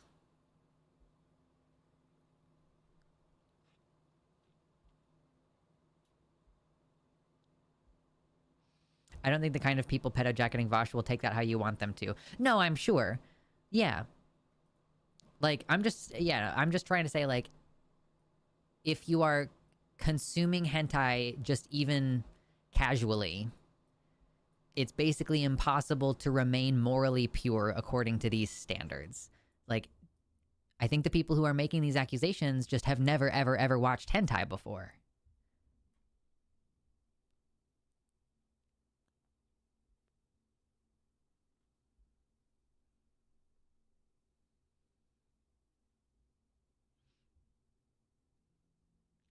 I've unironically seen my fair share of hot takes that being into furry porn makes you a zoophile.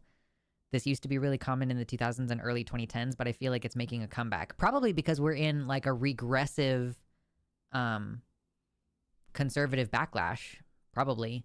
And like a lot of otherwise well-meaning individuals are getting like caught up in it. That said, putting porn on your streaming computer is probably not smart. Guys, I'm gonna be completely real with you. I only have one computer. Like, my one computer for porn, well, I guess I mostly watch porn on my phone anyway, but I do have a porn folder, and it's on this computer because it's my only computer. But if I had like a separate laptop or something for my personal stuff, then yeah, probably keep your porn on your separate whatever. But Vosh can afford to have a separate porn computer, I will say. He can afford to get a little laptop.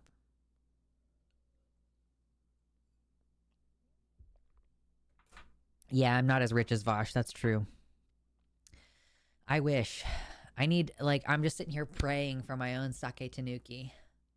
Speaking of donations, if you donate directly on the website, $5 or more, we'll open the treasure chest if we get 45 more dollars. There's 45 viewers in here. 45 more dollars. And we will find out what's in the treasure chest. What's in there?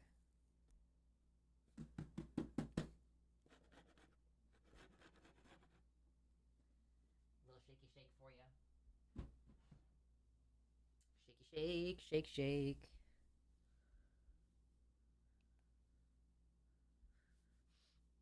I keep mine on the external hard drive. Yeah, I mean, keep it serious, you know? I'm also not like, I don't ever like save photos because that was his undoing. He saved a photo while he was on stream. I'm never out here like saving photos to my computer on stream with you guys.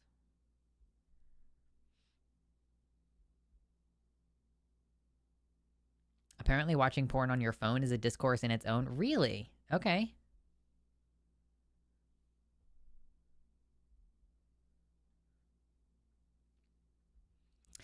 Hoot says, it's so whack to be like, unethical hentai, while Collective Shout starts trying to ban queer art by banning incest as a foot in the door. And it's like, incest roleplay and porn is one of the most popular kinks. Good luck with that. True. Yeah, you just like load up Pornhub with a VPN on, and it's like, how many different step-sibling videos do you want to choose between?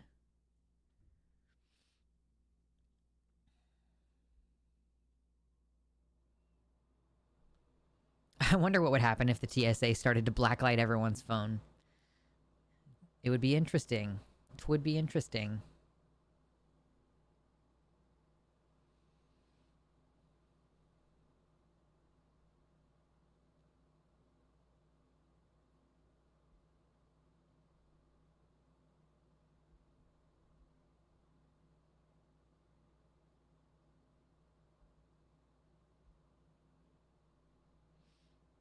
What's up, Ox?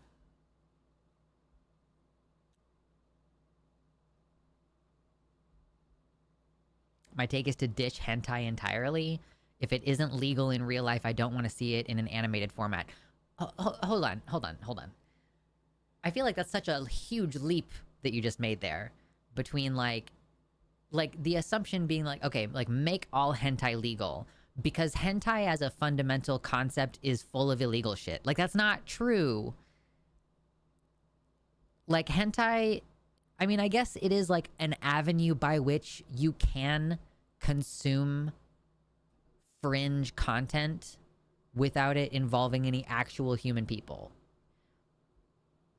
But it's also like a genre for exploring things that are not physically possible. And like, you know, try to go ahead and like try to go watch some porn of like someone done up like a cosplayer doing a monster fucker scene, you know, versus like go watch that same thing in hentai. It's gonna be way better in the cartoon version because there's an amount of suspension of disbelief where you're not sitting there like looking at someone's makeup falling off or whatever, or you're like, oh, that dick isn't realistic to that whatever. Like, I don't know. That just seems crazy.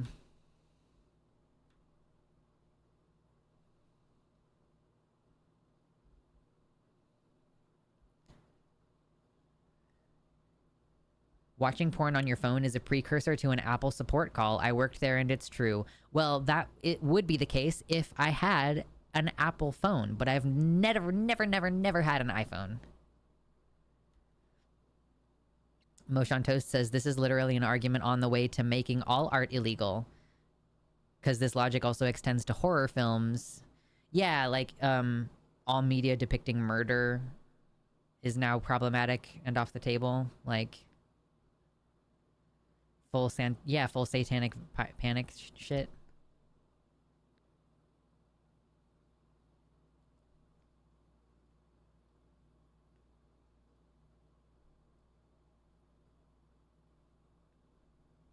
Katie says, I just watched the newly made Ranma 1 half series on Netflix. I loved the manga when I was in high school, but yeah, the show is literally more lowly than the stuff from Vosh's folder, and it is an actual show. Yeah, produced by Netflix, dude.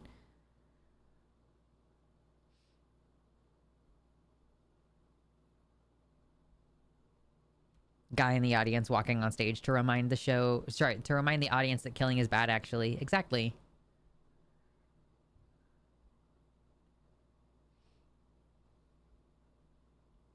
I thought we'd learned from the Satanic Panic that media doesn't make sense. Sorry, doesn't make someone shoot up a school, not even when the media is glorifying it. Okay, so here's an opinion question that I have for you guys. Oh, thank you. Thank you, Ben Jules, for the $5 donation, who says, for the Porn Computer Fund. Indeed. Thank you so much. So back when Anita Sarkeesian was making her videos, so if we are of the opinion that the Satanic Panic proved to us that violence in video games and stuff doesn't lead to violence in real life, then was Anita Sarkeesian wrong about her video series about like representation of women in media and video games especially, and like how those representations of women can cause people to think of them differently, to like think of women differently and treat them differently in real life?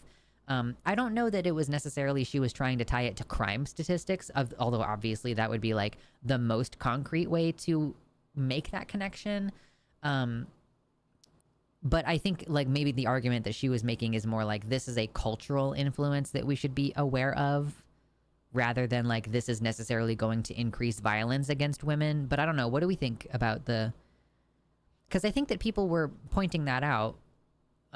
Like I seem to remember seeing a video at some point where someone was saying that she's dead wrong in trying to say that these portrayals of women need to change because of any real world implications. Like basically there's a denial that the objectification of women in video games, or the violence against women in video games, or like the flat one-dimensional characters of women in video games cause people to feel differently about them in a real life application. Like, I just don't know what people's opinions on that are.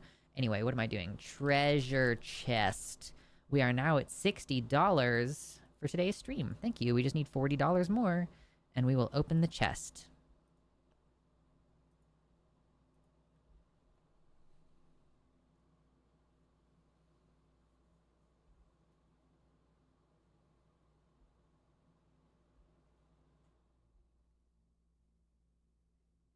I don't think this applies in the same way. I think it's more an issue of normalizing a certain understanding of women as objects. I do think harmful stereotypes and tropes can enforce what is already culturally there, otherwise neutral. I think the culture that results in that type of media is more causal than the media itself, but they probably both influence to some degree at the very least. That's an interesting point, that like of a culture that already is okay with violence against women is a culture in which media is created where the only women in the game are sex workers that you can kill. Like, I don't remember what the game was, but it was like one example that she went over in her series.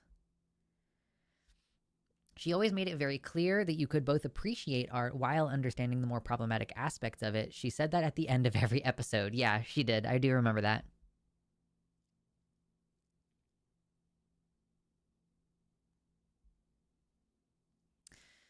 Nuvenal says, I remember Sean made a video about this criticism by saying, think of a French person, and like use that as an example to reinforce that media obviously influences what you picture in your mind when you think that.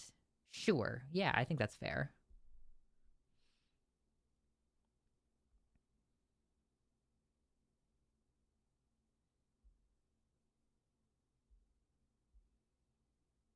I believe Sarkeesian's take on misogyny in games isn't necessarily wrong. There is misogyny in it, and that's real, and it can have an impact, but still, I don't know that I can believe artwork encourages someone to do something they otherwise wouldn't. I mean, I guess it just represents like part of culture, right? It's like, you know, we can't treat video games as distinct from culture because they are the same thing. Like the video games are part of what comprises culture, and culture influences what video games are made.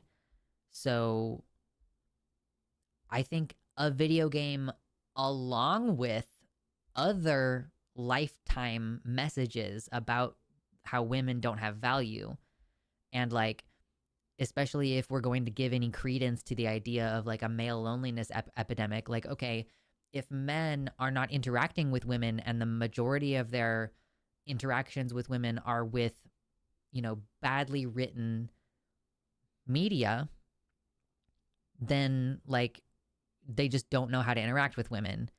And that could lead to some kind of social harms, or if they view women as objects who only exist to serve them, which is something they could have been raised with, like not even to mention the video games. Like the video game is just like a cherry on top, but it is part of messaging. And therefore, like, we can disrupt a cultural narrative by choosing to make games differently, which I think is what she was always driving toward. Oh my gosh, we now suddenly have 80 likes and I didn't even notice. Cool. Then there's 47 viewers in here, so thank you for hanging out. Appreciate you.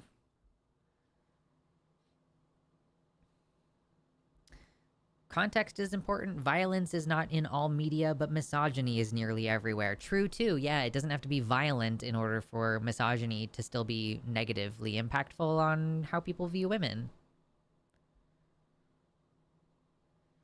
I remember that some of her examples weren't good, like maybe they were a stretch, but always thought the backlash to be her... Sorry, the backlash toward her was silly all the way to unhinged. Yeah. People got really fucking mad at her. It was crazy.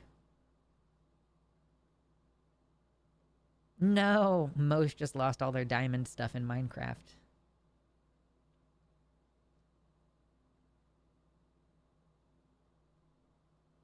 Authoritarian paranoia is responsible for most taboos, then reinforced with hammer and anvil. Sure. The backlash really kind of validated her overall argument. I think that's fair. Yeah, like, the fact that people were so violently angry with her for just making the assertion that, like, maybe we could have better representation of women in video games sometimes. Yeah, it really did kind of validate the idea that, like, it validated several ideas. It validated the idea that men can be very toxic toward women, that game devs can be very toxic toward women, that gamers are toxic toward women. Like, again, I think that the gamers being toxic toward women thing started before they, saw a bad representation of a woman in a video game, but it certainly didn't hurt her argument.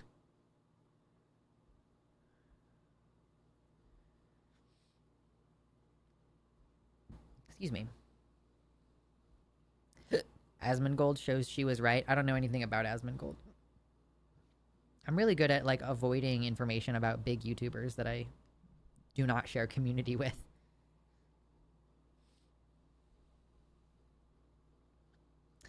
I think representation in media is really important, and what people in power say, and reinforcing misogyny and queerphobia and transphobia is not good. Even if it doesn't make people do awful things, it can make vulnerable people feel awful about themselves. That's a good point too, that, like, even if it doesn't cause it, even if we can't target an increase in violent crime against women, for example, that doesn't necessarily mean that it's not still making women feel bad or, like, undermining women's ability to participate in the community of gamers, which I think that those are still harms. They're, like, less intense or maybe less quantifiable harms, but it's still, I think, yeah, it's fair to say that that represents, like, a harm that we should want to stop.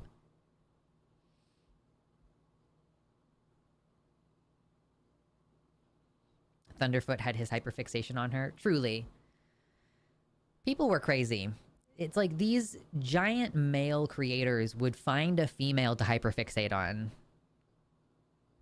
Like, how many videos did the Amazing Atheist make about Milo? And I know I just referred to Milo under, like, a females, but you know what I mean. Like, an assigned female at birth 17-year-old.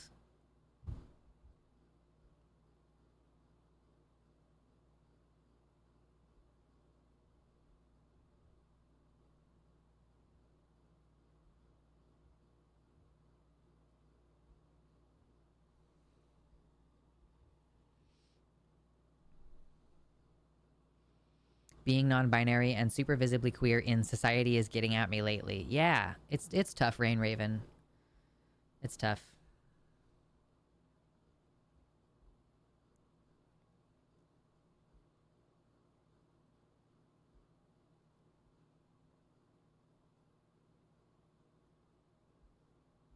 Or Francesca Ramsey. Did people... Or Lacey Green. True. What's crazy is that I feel like Lacey Green started dating a guy who was making React content. Did he ever make React content about her before they started dating? The Lacey Green thing is fucking insane to me. But we're talking about deep internet lore at this point. Like, I don't even know how many of you have been around for that long.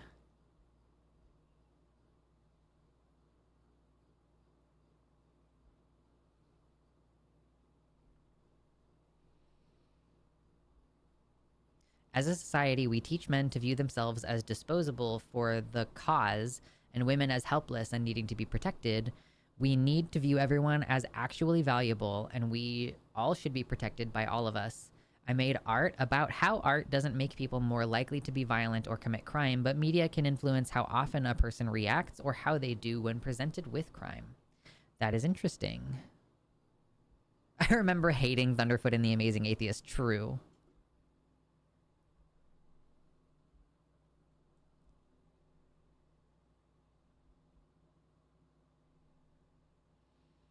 Bering is still harassing Steve Shives. Oh my god, that's crazy.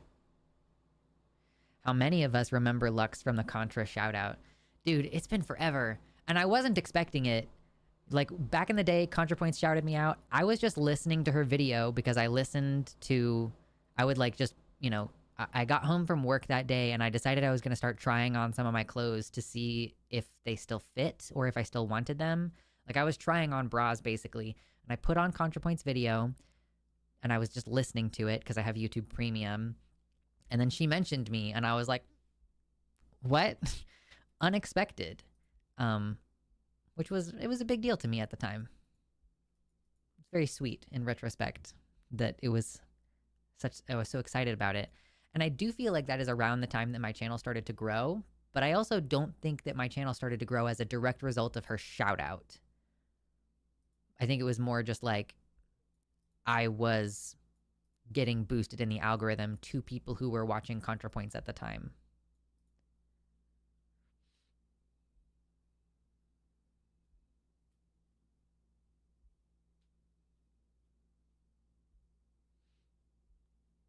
Lacey Green is such a drag name. I don't know if it is. I do like that drag names are often puns, you know? I feel like that's really what makes it a drag name. I just feel like if your drag name isn't a pun, then that's a wasted opportunity. And there's like a certain amount of pressure for cleverness, I think, with if you take your drag mother's name, like you can use the same last name as the person who puts you in drag the first time and she's like your drag mother. I think there's a little extra challenge if their last name is something that you have to create a new pun for. That's fun. Got a shout out from Noah Sampson. Nice. Later, Ember. I remember Lacey Green being sexually repressed because I didn't fit in with the sexual expectations of a cishet guy. I thought it would be helpful, and then she fell off to the dark side. True.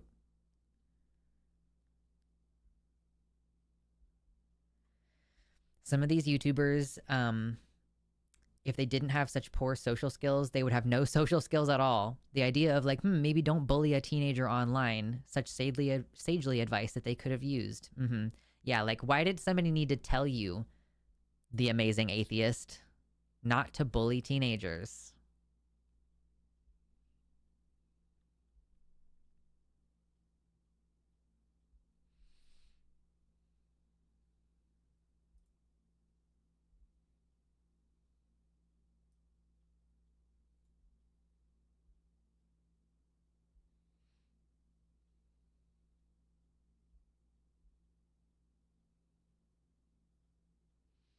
I told the chat in a Contra stream what beer she was drinking just by seeing the color of the label, because of an ex who would always drink it, and she was like, Naomi, you know too much.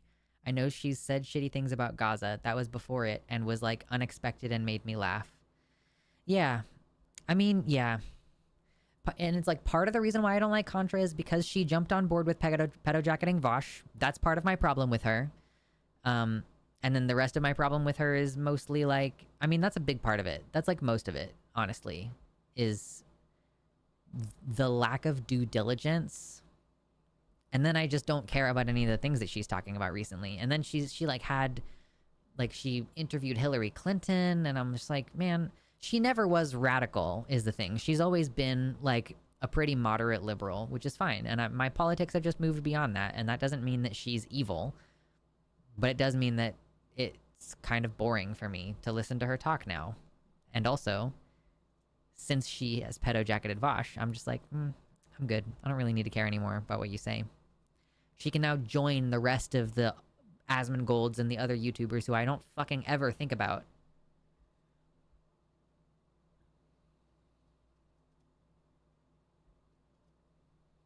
I'm sure it was some shit on Twitter that she deleted. Yeah. That's the tough thing too, is like, it's really hard to keep a record of what someone has said when she dirty deletes all the time.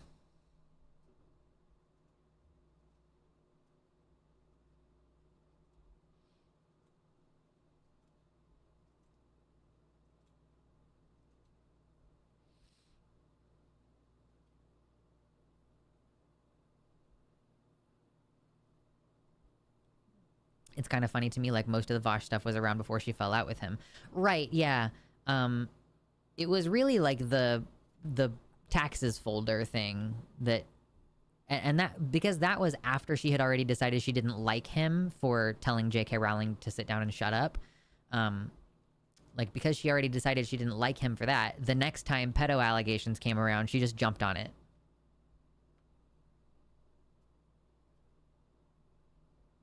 Is there a Lady MAGA drag queen yet? I assume there must be.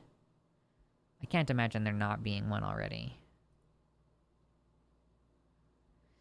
Okay, guys, I'm just going to take my little midstream break. I'm going to refill my water and go to the bathroom and everything. I'm going to rest my voice for a second. I'll give you some music, and then I'll be back in a few minutes. All right? Real quick. Super fast. Super duper duper fast.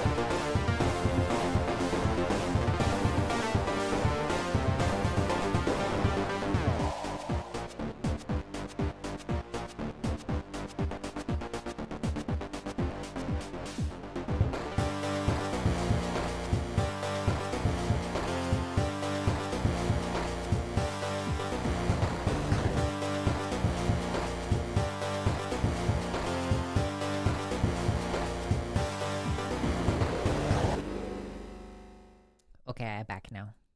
Hello. Good to see everybody again. Now I am refreshed.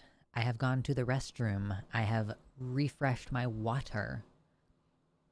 More water to drink. Yes. Yes. I like how Mosh has put a saxophone, a dog, and a dancing woman emojis in the chat. Yeah. JD Vance did drag. I guess he's the Lady Maga drag queen. Maybe. Yeah. Drink your order. Yeah. Drink the water. Do it. I punch you. I punch you if you don't do it. Anyway, thanks to the 30 of you who stuck around through the break. Appreciate that. If you're just coming in for... You're meeting us about halfway through the stream, hit the like button. Do it.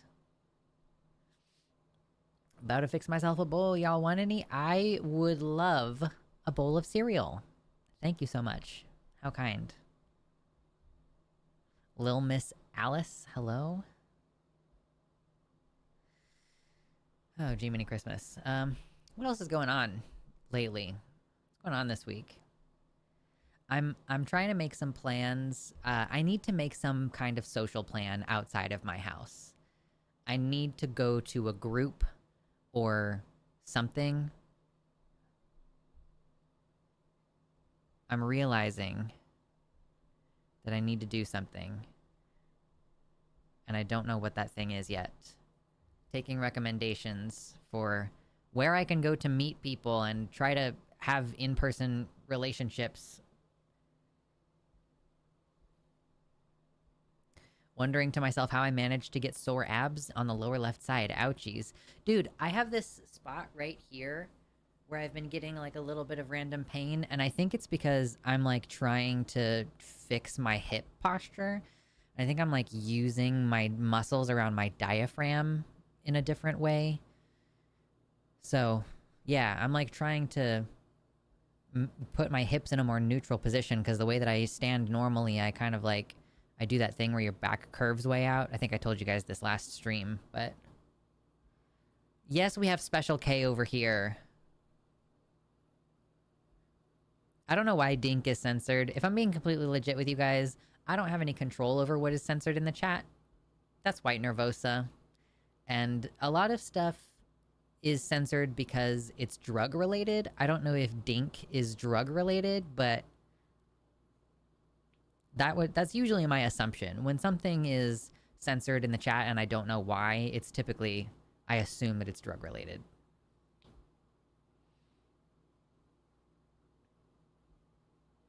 Toxic algae thought to be a possible cause of increased sea lion hostility. Uh-oh, that's not good. No. No. By the way, we're still trying to get to $100 in donations this stream. Donations directly to my website, luxander.net/donate, or /subscribe if you would like to get a subscription. But we'll open the box. I have this treasure chest over here just off screen next to my guitar, and we will find out what's inside. I'm excited to show you what's inside. I think it's pretty cute.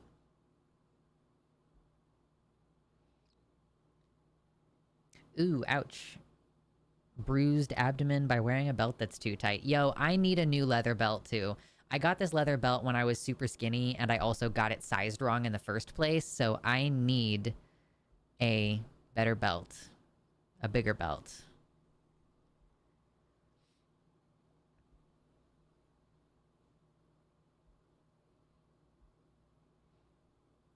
Yeah, that's true. At least this toxic algae problem is solvable. The sea lions didn't just get more mean for no reason.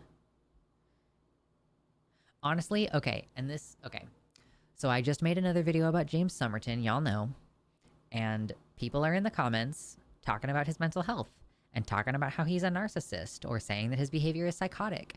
And I really am frustrated by it. I think it's unnecessary and I think it's harmful to do that. But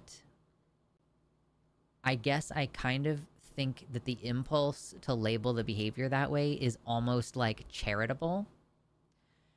You know, for us to go... I think that there must be a reason for your behavior. you know, like a diagnosable reason for your behavior. And then at least it's like, it's almost like, yeah, it's like there's a good reason for it, or like it's not exactly his fault. And I think that for some people, that reality is easier to deal with than the conclusion that someone is just an asshole who doesn't care about hurting people. Like that you can be a person who doesn't give a shit about other people without that being a pathological diagnosis. You know what I mean? Like that there is such a thing as just being an asshole. And I honestly think that it's better to go with that than it is to speculate like, oh, this dude's a narcissist. Like, oh, classic narcissistic injury. DINK is actually an acronym for double income, no kids. The more you know. It's also a euphemism for dick. Sure. Yeah.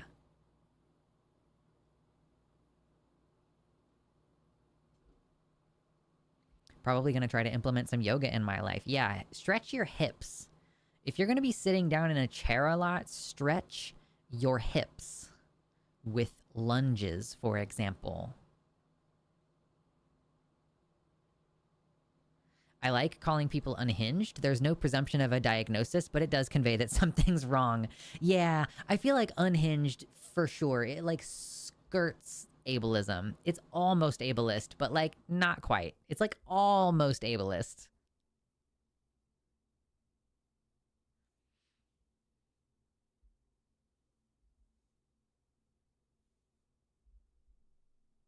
That's true, June. What at the end of the day, what isn't a euphemism for dick? I guess there are some things that are euphemisms for vagina, and they're kind of, those two things are kind of mutually exclusive. So, like, I've never heard someone refer to a penis as a box. Box is a euphemism for vagina, if you didn't know.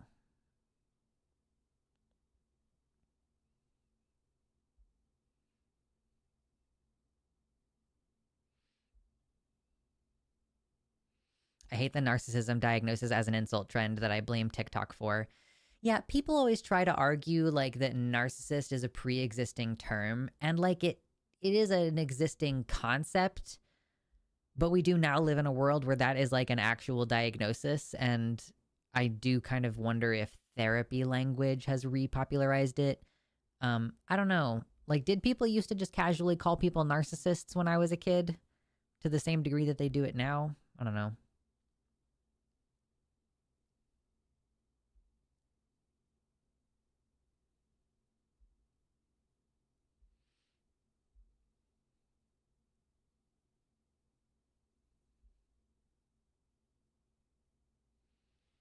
Hoot says, I would be the last to deny that the compulsion to diagnose an asshole with a mental illness rings as racist and a get out of jail free card, like an oh, he can't help himself type beat. Yeah, I could see that. Yeah, it's like yeah, he can't help himself. Or some people will take those kind of diagnoses as justification, like, oh, well, that's just how I am. So you can't expect me to be any different. And it's like, no.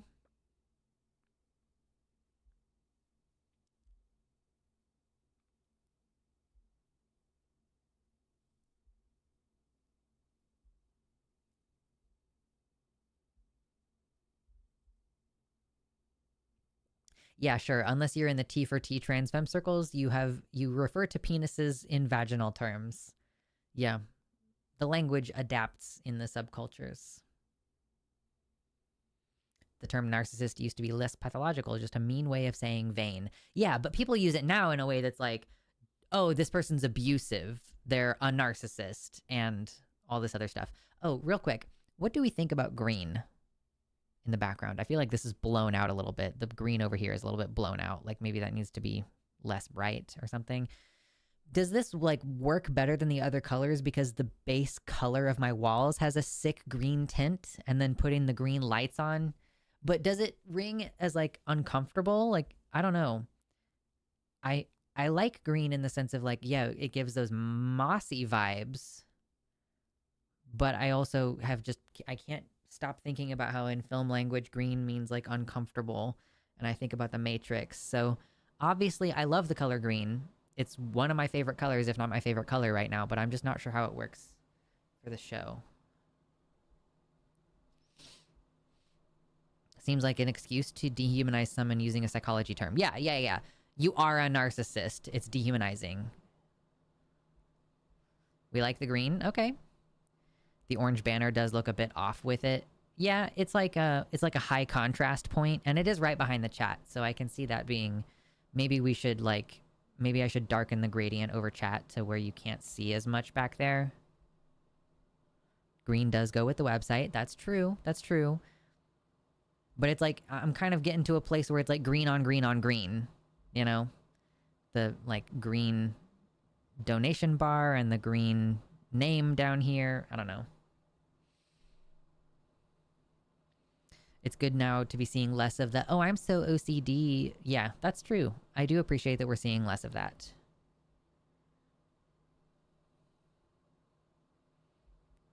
Monochromatic green is good. Nuh-uh. See, I could also do this.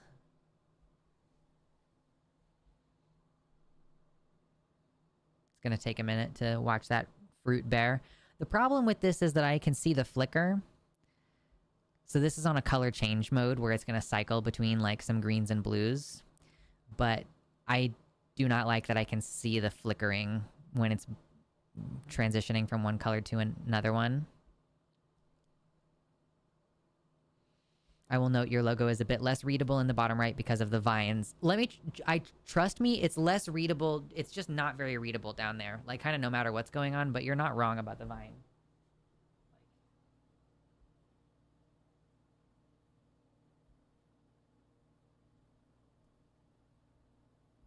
This is how I solve these kinds of problems.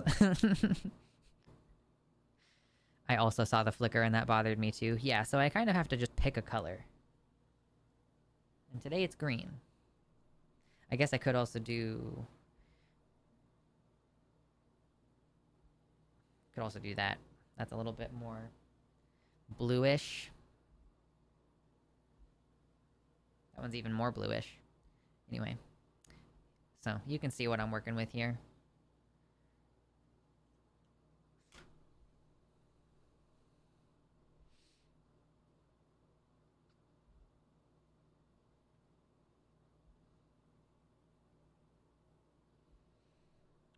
You could add some yellow base lighting or something, maybe, to have the green... to give the green a warmer tone. Possibly. I don't know how I would do that. The pink from the I Saw the TV Glow video was cool. Thank you! This light has a... I have a piece of cardboard taped to it so that it doesn't shine light this direction, but I took that off so that there would be a glow on my face during that video. Good night, Mosh. Have a great time. Green on green gives me Fern Gully vibes. Is that a good thing? Typically? Is it a good thing? Fern Gully? I liked that movie. I have the same light strands. No, baby. I don't have light strands. I have just, like, LED things like this that are... It's like a spotlight. This is just the generic... controller that comes with a lot of different LED configurations. Yeah, I was thinking something like that, Rain Raven. Like a semi-transparent fog layer, like a gradient. Yeah, something like that. But I am thinking of just having EB the Purple make me a new border. And like... Hold on, let me pull this up. Like, there's also... I don't know. This... I like this. I don't know if this needs to be updated, or maybe if we could just add some moss to it and it would just be fine. This is for stream. I guess I also don't put up any of this shit for my videos. I don't have any of this up during my videos. Should I? Should I have a... something for the video? I don't know. I typically turn everything off. Typically, if I'm gonna go record a video, I do this.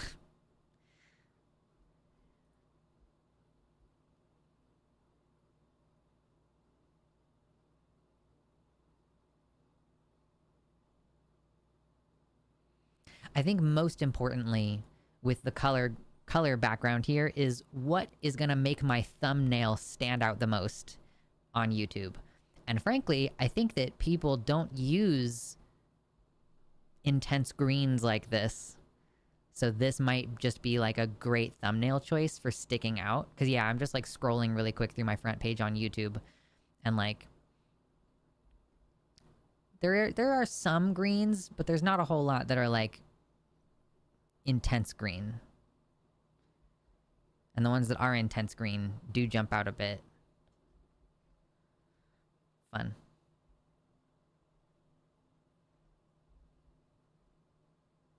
But what's going to happen is I'm going to change the color when my mood changes.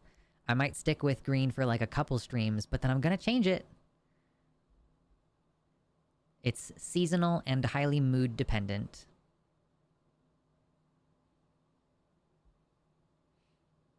Can I just shout out my favorite comment from my James Somerton video that came out last week? Which is, someone said, and if you follow me on Blue Sky, you may have already seen this. Someone commented, somehow Somerton returned. And they have almost 100 likes on that comment, which is well-deserved. Or sorry, almost 500 likes on that comment, which is well-deserved. Because it's very funny. Little play on somehow Palpatine returned from Rise of the Skywalker. Underrated comment. I mean, it's not underrated. It's gotten almost 500 likes. I think that he's gotten his due credit. They've gotten their due credit, whoever the fuck it is.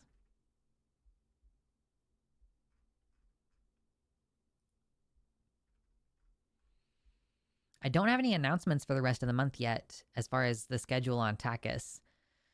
I'm getting a little nervous, I guess. I mean, I don't really need to get nervous just yet, but, you know, today's Wednesday, and I know what is on Takis tomorrow. It's Arden and Ben tomorrow. I'm not going to be on there, and I don't know when I'm going to be on there again, because the next 3 weeks of Takis are still blank, and we're still waiting for the schedule to fill in on a couple of these Skep Talks.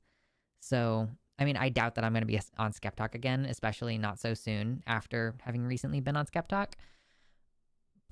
But I have no idea what's going on for the next 3 weeks of Transatlantic call-in show, so I'll have to get on Arden's case about that this weekend.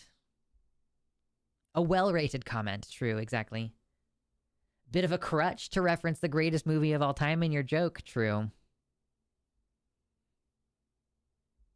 I too am seasonal and mood dependent, exactly. Just do what other people do and put live in your thumbnail. I hate it, but it always catches my eye. Oh, really? So should I take a little screenshot and then also put the word live on it instead of just what I'm assuming that it just shows live on the little red thing, but okay, that's a good point. I'm going to do that really quick and see how it affects the last hour of our show. And also the chat says, well, the thumbnail is going to exist after the show, so it will be no longer live later. And it says just chatting trans stream. Like, should I actually put the text on there? I don't know. Everybody loves Fern Gully is what I'm finding out. I haven't seen it in so long. I don't really remember it. Also, I'm in the middle of watching True Blood. It's just such trash. It's so trashy, but also I love it. Like why would I still be watching it if I didn't like love it on some level? It's so goofy and repetitive and trashy. And yeah, I'm enjoying it a lot. Shout out to True Blood.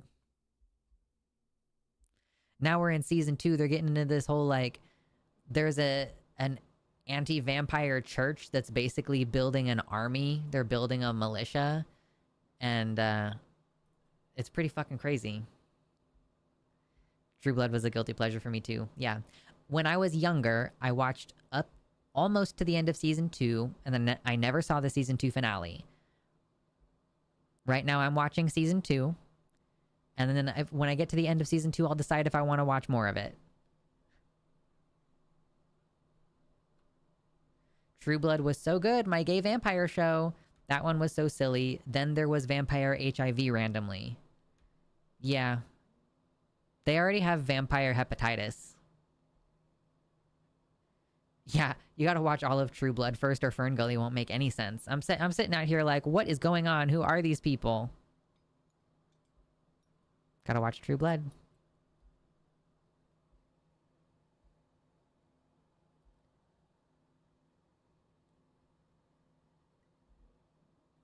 Did I tell you guys about the crazy delicious honey that I got at the farmer's market last weekend? Because I specifically wanted to get a local honey, or like a local-ish honey, something at the farmer's market. And there were 2 different honey stands, and I bought from one of them. And there was a couple different kinds of honeys, and when he was telling me the difference between them, one of them he was like, so this one was made by bees who were feeding off of blackberry blossoms. And if y'all don't know, I've recently been picking... Oh, you wouldn't know because I did this on Monday. I have been picking blackberries because in my neighborhood there's some blackberries that, as far as I can tell, nobody wants. And so I'm just going to take as many of them as I can fit in a bowl. And so I got a bowl that's like this big. It's not a super big bowl deep-wise, but it's a good-sized bowl. And I've almost completely filled that up. And then I was like, I'm going to stop because I don't actually have a plan for these blackberries. We're just going to, like, eat them like they're fruit, you know? And I figured if I started picking any more, I would need to start making plans of, like, okay, am I going to, like, freeze these or something? I don't know. Am I going to put them in... Am I going to make jam or something? Am I going to make a cobbler or a pie? We're getting to a place where I would need to start making those kinds of arrangements. And I still might do that with more blackberries in the future. But yeah, so that's just a fun little thing. Now I'm officially a forager. Officially now. I have made that step, and now I'm a forager. But, so I was excited at the prospect of getting this honey that was blackberry blossom-fed bees. And the crazy thing about it is how much it tastes like berry. Like this honey that was made by bees who were feeding off of the flowers of blackberries. It tastes like blackberries. It's fucking wild, but it's delicious, and I'm very excited that I got some.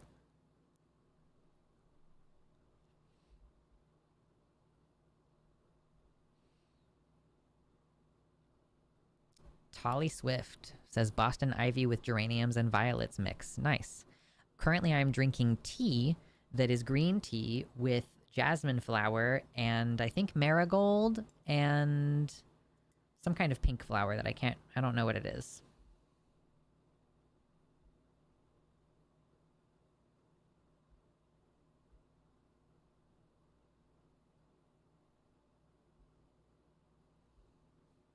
+1 to foraging. You have unlocked apiary. True. Honey from asparagus-fed bees. Ooh, that would be difficult to get this time of year because asparagus comes up in the springtime.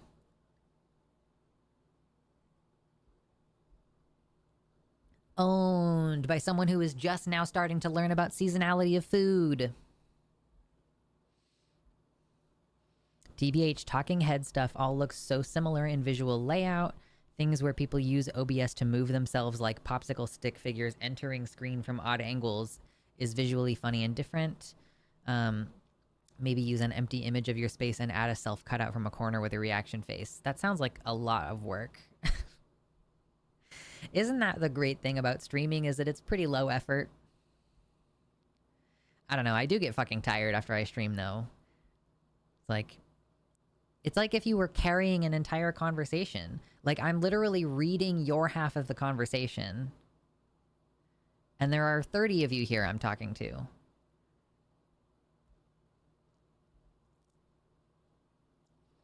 You really owned me and my piss joke. Damn, it's true. I did.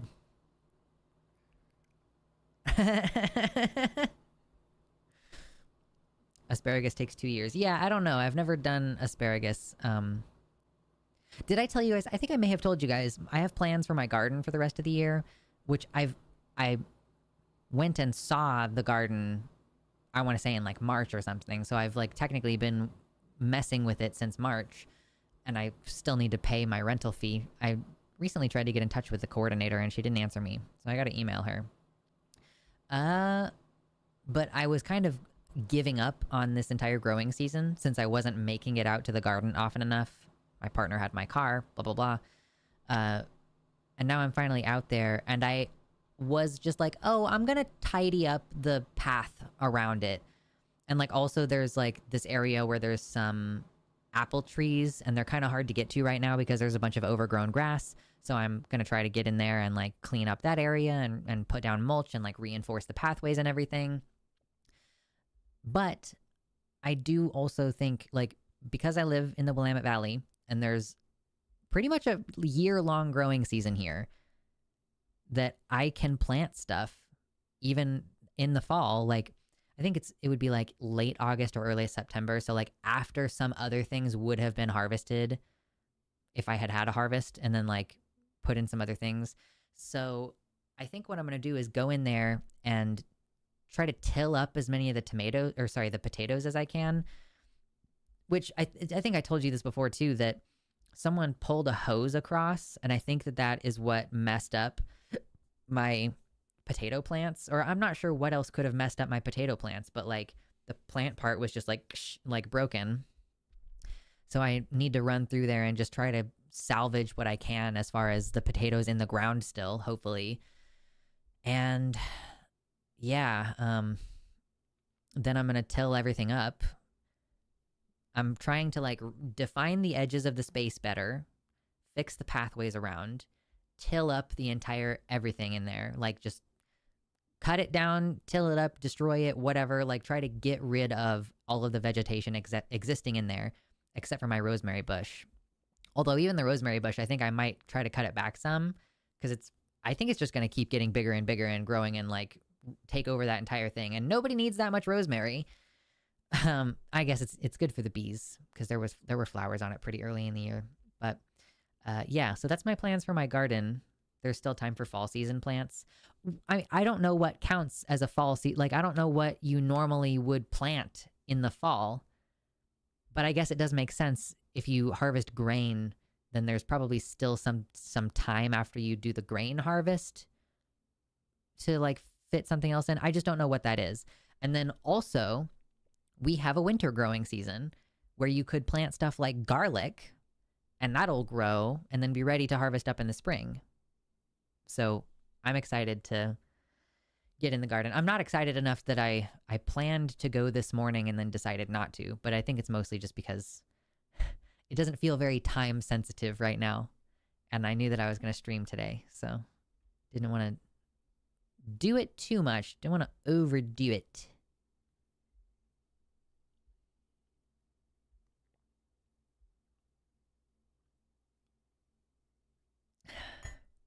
What about TTS? What about text to speech? Oh, just to make the stream more interesting? I just feel like I don't have enough viewers.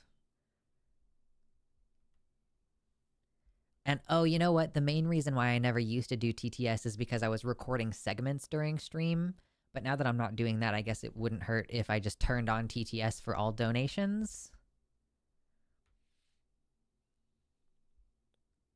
I was going to suggest garlic. I also use a lot of dill, and that grows fast in any season. I also think that you can like plant spinach in the fall, and there would be enough time for it to like actually grow up a little bit and be worth planting. I think another thing that I was concerned about is I don't know where I'm going to get any plants at this time of year, and is that going to cost me very much money? Because I would really rather not. We got some donations of plants earlier in the year, but I don't know if we're going to get any more now.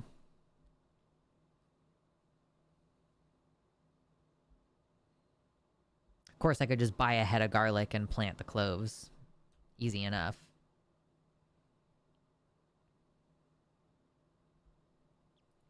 My partner has been talking about indoor gardening for a long time, and typically he's talking about it in a context of growing food or herbs.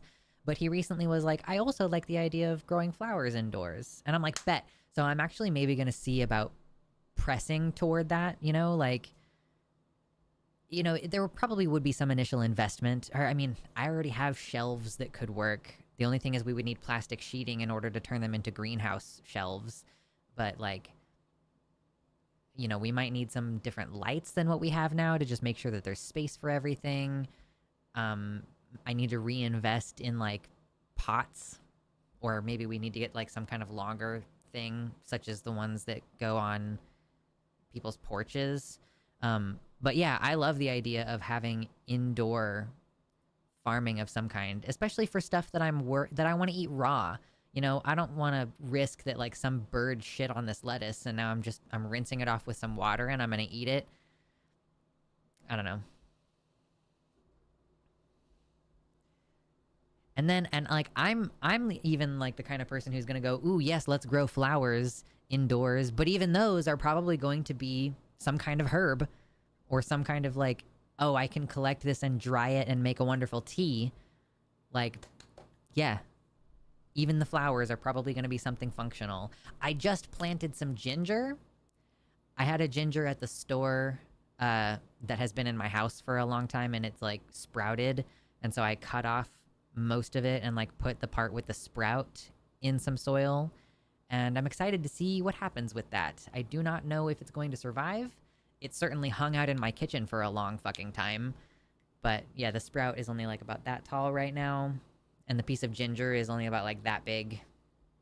So gonna be exciting to see how that goes. I decided to put it in a pot rather than plant it in my garden because I know that ginger is rhizomatic and it might spread a lot if it's not in a pot. So that was my thinking behind that.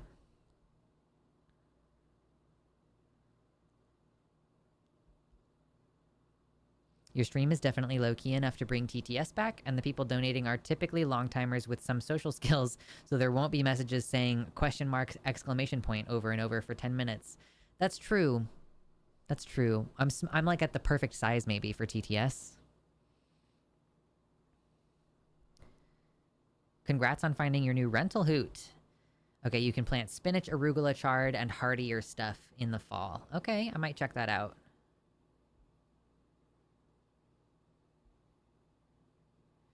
Okay, I'm gonna make a note. I'm not gonna do it right now during stream. Oh my god, where the fuck is my pen? Okay, I guess I'll use this pen, using a purple pen, to write down. What am I writing down?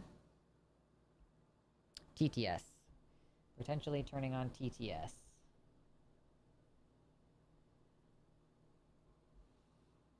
Ah, true.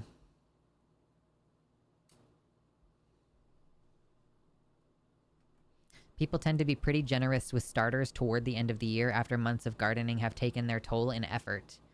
Yeah, I guess I'll ask. I'll see my garden friend. I'll see if she knows if we're gonna get any more donations toward the end of the year here. Because earlier this year we got a donation of a bunch of stuff, including a bunch of like spinach. And if I could grab some spinach and plant that now, I would. Like my priorities are different now than they were when we got all of those volunteers earlier this year, or donations, whatever. Volunteers are the things that are already growing in the plot, which I made the, I think, critical error of trying to prioritize the volunteers in my plot rather than just being like, let me bulldoze this whole thing and start over, which I should have done. And now I'm gonna do it in fucking August. There's a tiller. Guys, I'm about to become like a person who uses heavy machinery because there's a tiller in the shed at the community garden, and I think I'm gonna learn how to use it. It's like I think it's gas powered. And I took a picture, actually a few months ago, I took a picture of the product sticker with the serial number and stuff on there so that I could Google it. And I'm like, okay, I want to know what this piece of equipment is, how to use it. And so I think that I know enough, just having watched a video of a guy like fill it with gasoline and get it started. I'm like, I think that I could use it actually. But I might also force my husband to come out when I do that. Just because I'm like, I don't know. He knows more about some stuff than I do, and he's like taller and stronger than me, so maybe it would be better for him to do it, but I don't know. We're gonna see. At least I'm gonna pull it out of the shed and look at it a little bit to make sure I understand what's going on and like figure out whether it needs gas or if it still has some in there from the last time it was used. I don't know. It's being stored like flipped over, so I hope that it's like got a nice tight, like, top on the gas part of it, like the gas container part. Aquaponics with a fish tank is the way. You know what? That's really interesting. I wonder if I can get him to combine those ideas, because my partner does want he's like been talking about an aquarium for a while, or thinking about one. I just don't know if I don't know. I'd have to think about how that would work with like a vertical, because my partner's really into the idea of vertical gardening. And I am into the idea of aquaponics, but I guess I always figured like that would be the kind of thing that we couldn't do on a small scale, because we would need more like industrial strength shelving, or like we would have to build our own shelving sort of into the ground or into the building itself in order for it to hold all that weight. Like just like water, the weight of water on a shelf or something. Like that would be, I just feel like it would need a little bit more engineering to do an aquaponics system in a vertical gardening. Like with aquaponics, I do feel like you might be limited to maybe only doing that on the base level, and then like on the upper levels do regular soil, which is not to say that the soil is light, but it is not as heavy as just straight up water.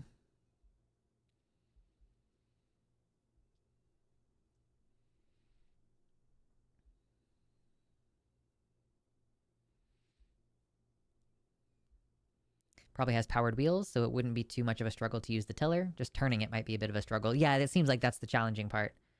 Hoot says, if I've used a tiller at 12 years old with supervision and only slight help rotating it to the next row, anyone could. Okay, cool. Good. Aquaponics. Are you saying aquaponics is not as good as hydroponics? I mean, I thought that the big difference was that with aquaponics, you have living fish in the water. And so you're getting the like natural fertilization.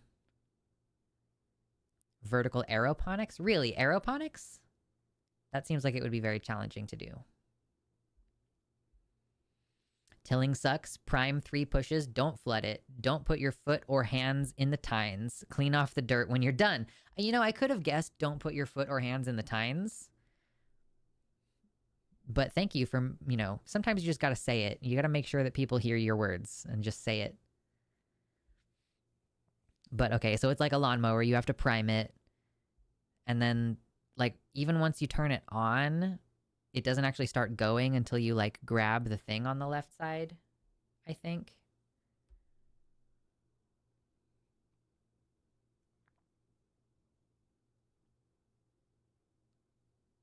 Oh, man.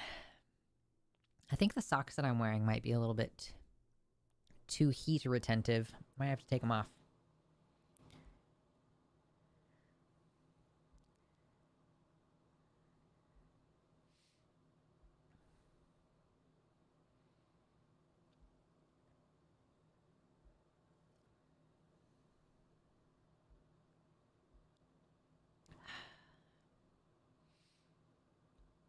Growing out my system into the garden. Gonna try to get edible fish in there too. Hell yeah.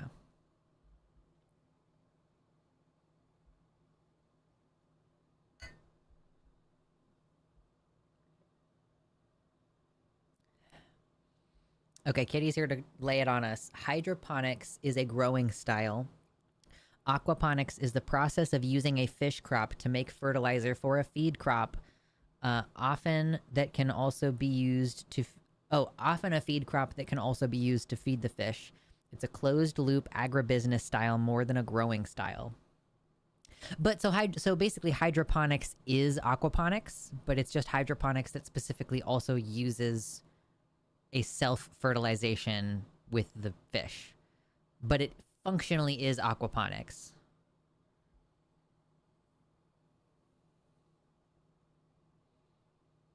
Speaking of yard work, I want one of those old school lawn cutters, those motorless ones with the blades swirling around as you push it. If it's properly maintained, those work just as good as a lawnmower, and it's less maintenance overall. I love those. I think we had one at one point, and I think that my partner did use it a couple times. I don't think I did. Maybe it's just because it was like his job to do it. We lived with his mom at the time. And yeah, so I wonder... I think, yeah, the only maintenance you really have to do to those is like making sure that the blades are nice and sharp. but I would love to use one. I mean, let's fucking throw all the way down and get a scythe, you know? Let's do it.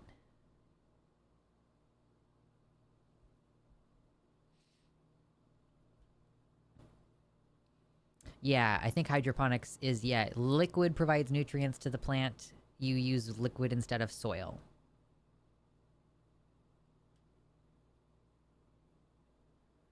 Glamour Claw. Okay, same Glamour Claw. I don't it's not even as a pedestrian, it's just like as a person who cannot regulate my own body temperature. You have to think a lot about heat retentive clothing versus those that breathe, even all the way down to the socks and shoe choices. Can't afford to retain too much heat while en route. Yeah, I'm literally just in my house. The air conditioner is on, but the air conditioner like hadn't kicked on in just slightly too long.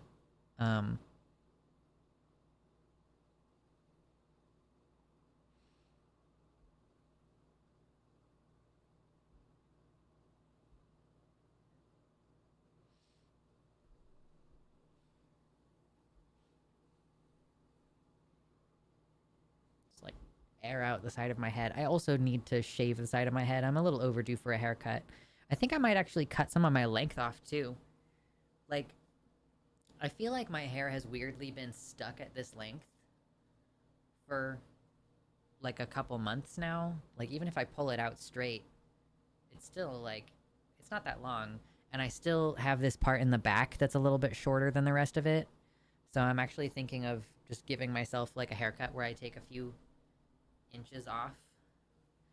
And you can tell my hair is it's trying to grow back. Like, I had a lot of it fall out for a long time, and so that's why my hair always looks so wispy and frizzy, is because I've got all this new growth coming in that's just way shorter.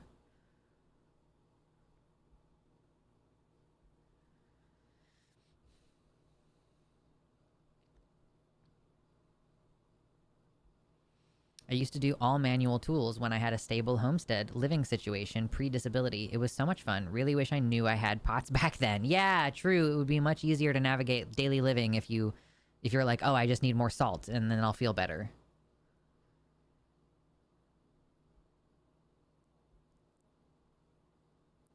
Glamour Claw also gives us another summer tip. If you're going outside a lot and you're sweating, make sure you also are increasing your vitamin and mineral intake, since you will lose those things through sweat as well.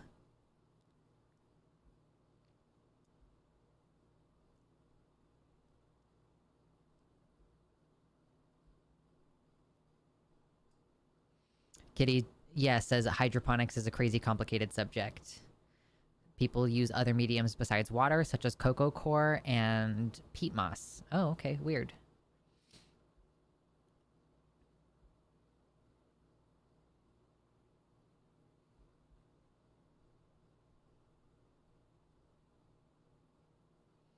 That's interesting.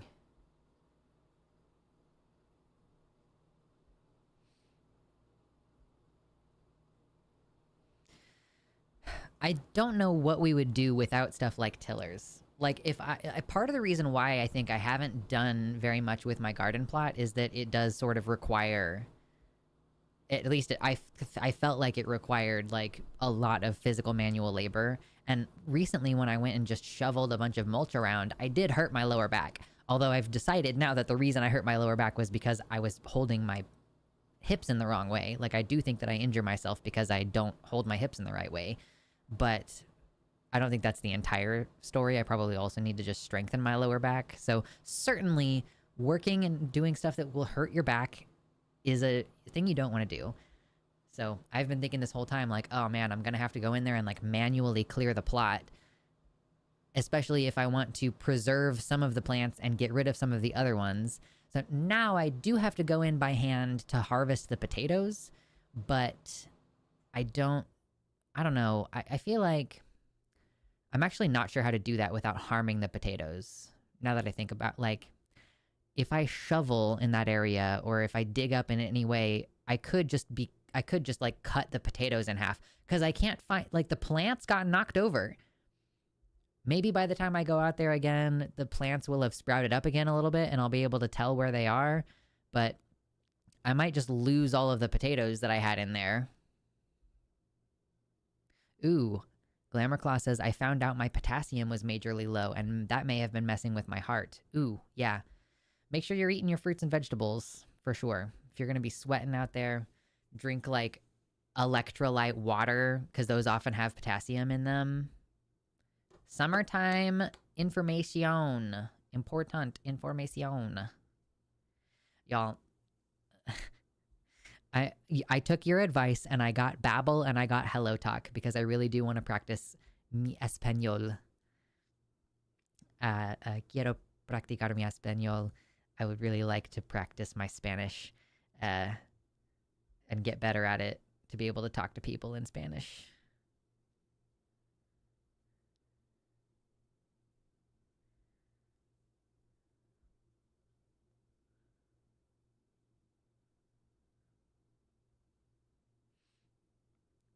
Noah, what would you recommend for a person who wants to get like a first time aquarium? Like a learning aquarium. I have so many potatoes I don't even want to dig them up anymore. Really? Oh no. I'm playing Lingo Legend. It's a dumb game but sort of working. Is it free? Is it like free with in-app purchases or something?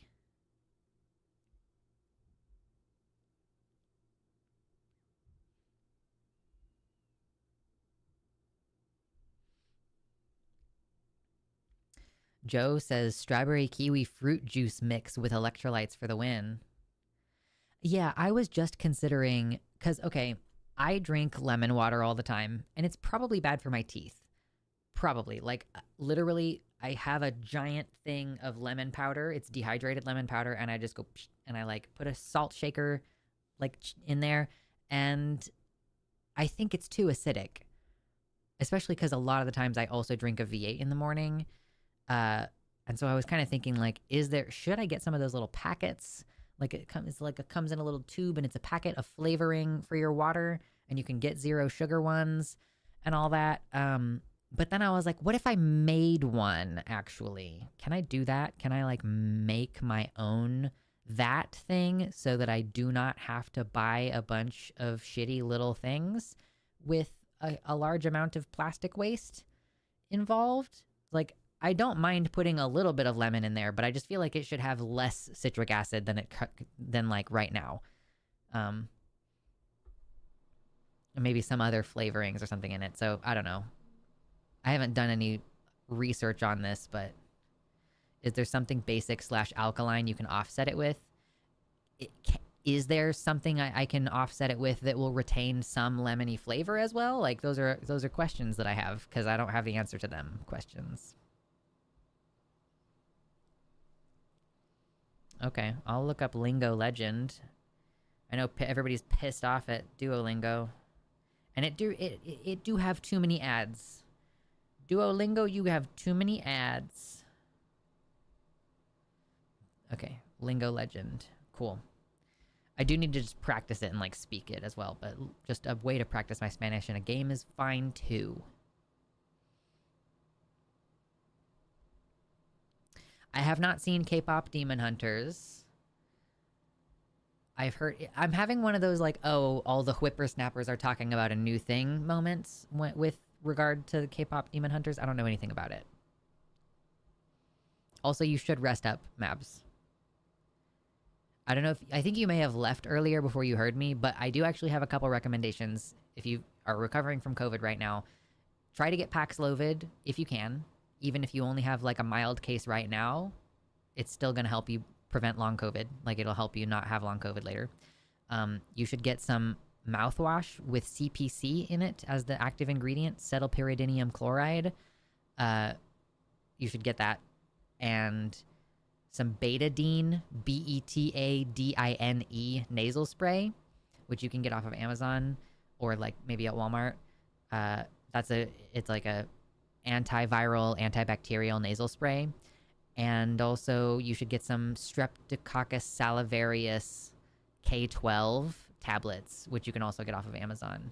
And I think that that'll help you clear your viral load. Also, if you can filter the air that you're currently breathing at all in any way, shape, or form, That will also reduce your overall viral load so that you're not just like rebreathing it back in. Open the windows or something. Okay, Noah recommends betas make great pets and are hardy and live for a while, but for a learner, maybe get a 5-gallon kit with 5 tetras or 1 beta and 2 cories. It would be easy to get used to and upgrade later. What I've kind of been thinking about is like, what if we just get, I mean, what if I just get an aquarium that's more of an aquascape rather than having living things in there? Like, you know, so that I don't have to change out the water. Like, that sounds like the worst thing, is that I'm going to have to regularly remove a portion of the water and put new water in there. I would rather kind of set up just some beautiful plants, and then they can clean the water. And then, like, maybe after that's been established for a long time, I could introduce a fish.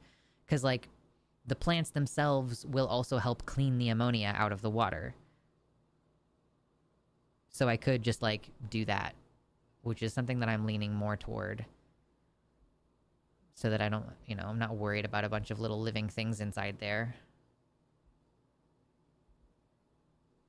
Okay, cool. I'm good. I'm glad, Mabs, that you heard it earlier, and I'm sorry that I was repetitive just now, but maybe someone hasn't heard it since earlier, so I'm okay with being a little bit repetitive.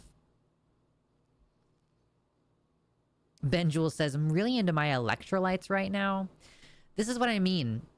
I'm becoming like I'm such a serious goth, but I'm also like a weird fucking cleaning my floors with vinegar that I infused lemon into, and getting really into electrolytes, and getting really into hiking, and getting really into skincare, and getting really into oiling my wood utensils in the kitchen. It's like, ah.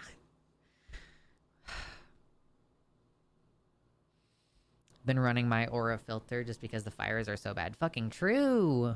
Dude, the fires.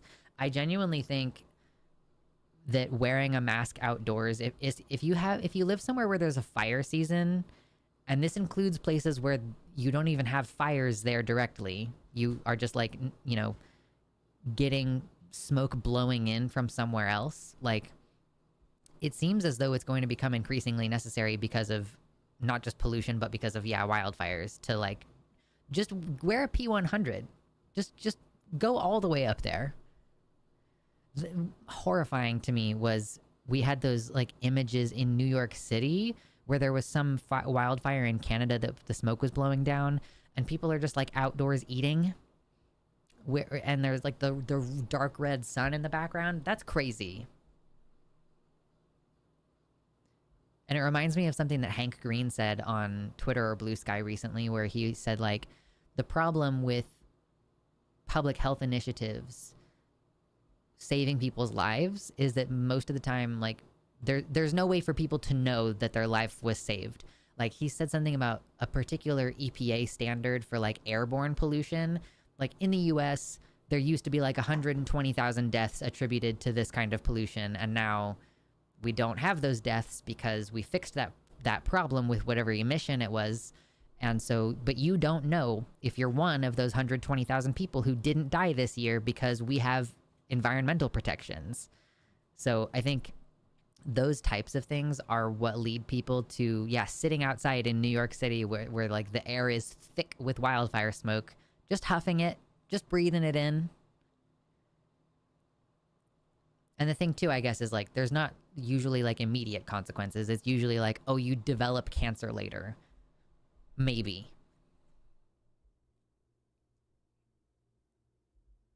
Upstate New York is crazy. The sun has been red. Yeah.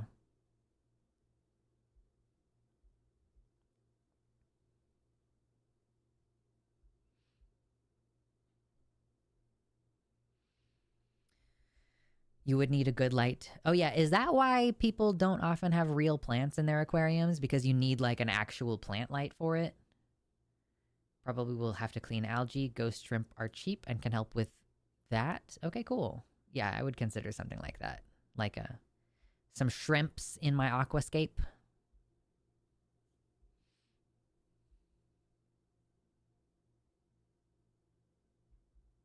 Yeah, freebasing forest fires. Yum. I don't actually know if we get much smoke here in the valley. I'm going to have to check on that because I know that we don't really have many active wildfires here in the valley.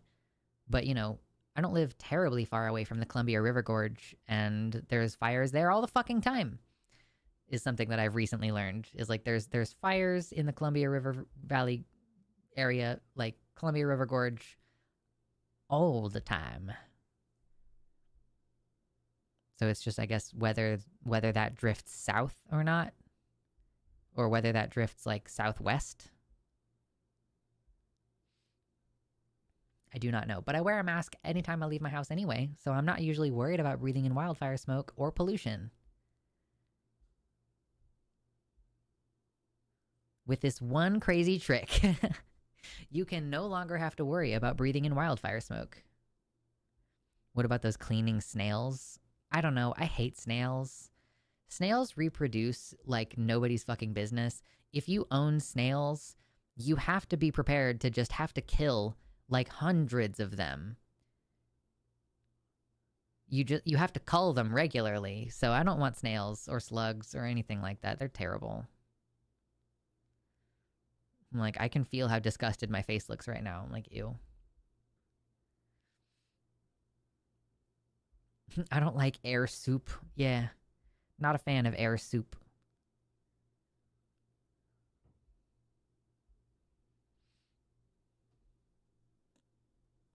Shrimp farming sounds yummy. Proceeds to dump garlic and spices in shrimp tank. I know. It's already there in the liquid. You know? It's only a couple steps away from being soup. We saw some shrimps on the beach when we went to the beach. I was like, hey, look at that shrimp. It's in the sand. Shrimp, shrimp, shrimp, shrimp, shrimp. Mystery snails be multiplying. True. I picked up some moss from outside and I put it inside a little terrarium that I have. And it was like actually a couple different kinds of moss and lichen that I put in there. And there was somehow a slug. Like, I just looked around later and I was like, why is there, like, schmutz on the inside of this terrarium? It's like, a slug has been crawling around all over here. And because I can't tell the difference between a slug that can produce asexually and a slug that produces sexually, and I also can't tell whether this slug mated with another slug before it ended up in my terrarium, I took it out and I put it in the freezer. And I killed it. Because fuck having slugs in my house, dude. Oh my god. They're the worst. Other fish will keep the snail population in check, but if you're just keeping plants, they will go crazy. Yeah, that's what I'm saying. Like, I don't want to have to kill a bunch of snails every 2 weeks or 2 months or whatever. Find an infertile snail. Yeah, let me have it genetically tested. Let me get one with a chromosomal anomaly.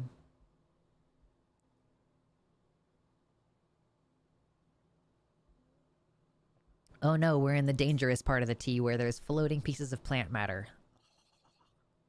It's gross. I don't know if you can tell this, but I don't like orange juice with pulp.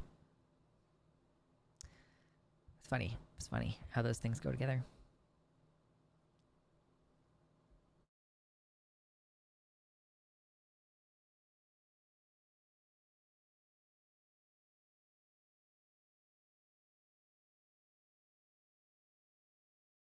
Yawn.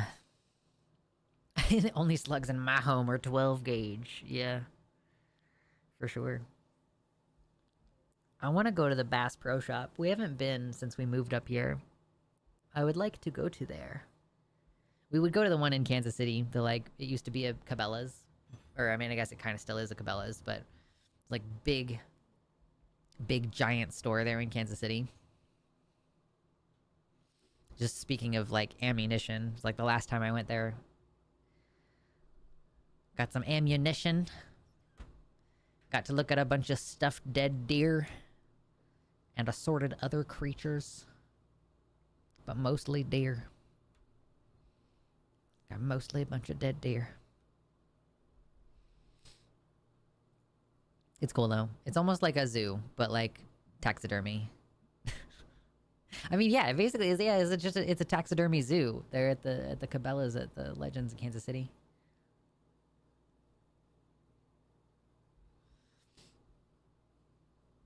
Is that a normal thing? Like, do other Cabela's and Bass Pro Shops across the country have like a menagerie of taxidermied animals? I don't actually know, because I don't think I've ever been to another Bass Pro Shop besides that Cabela's one.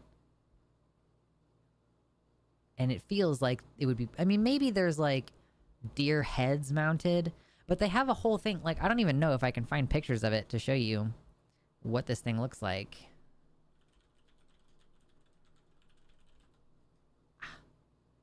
I just want pictures. I just want images.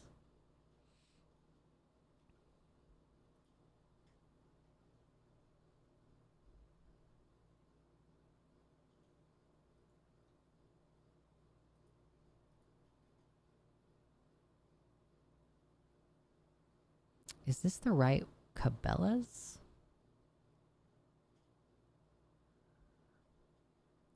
I don't think this is the right one. But this is the same type of stuff. Hold on. Let me see if I can find the one that's actually in Kansas City.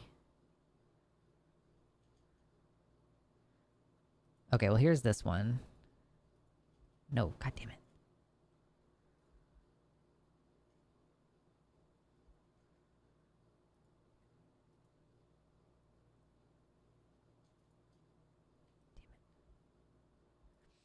Okay.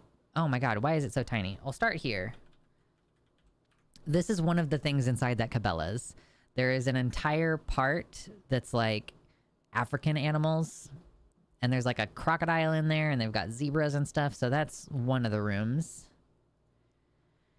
I don't know if this is the same Cabela's as the one in Kansas City, but this is the kind of thing where it's like it's a big fucking mountain in the middle, and it has a bunch of positioned taxidermied animals. They're usually in some kind of scene together where like, yeah, here's like this deer or moose or whatever is lying down there and the wolf is approaching it. Like, they're usually positioned in a way that appears as like a facsimile of what they would have been doing in real life. Let's see what else I can find.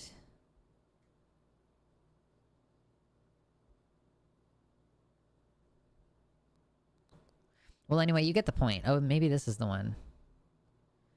No, that's a different one. But yeah, inside... Oh, and there's also the fucking aquarium, which I forgot about. Open images, a new tab. There's also like a big aquarium thing that you can walk into. And they have really big catfish in there. So that's always fun. Oof, get ready for electronics to cost more. Hitler 2.0 says he's putting 100% tariffs on imported chips. I guess if I need a new phone, I should get one now. Which I do need. This is part of what I mean about, like, I need to do a budget. Is like, there's some stuff that I want, and some of that is relatively, like, not very expensive, so I could get them, like, on a month-by-month basis, but something like a phone is something I'm gonna need on a payment plan. Ugh.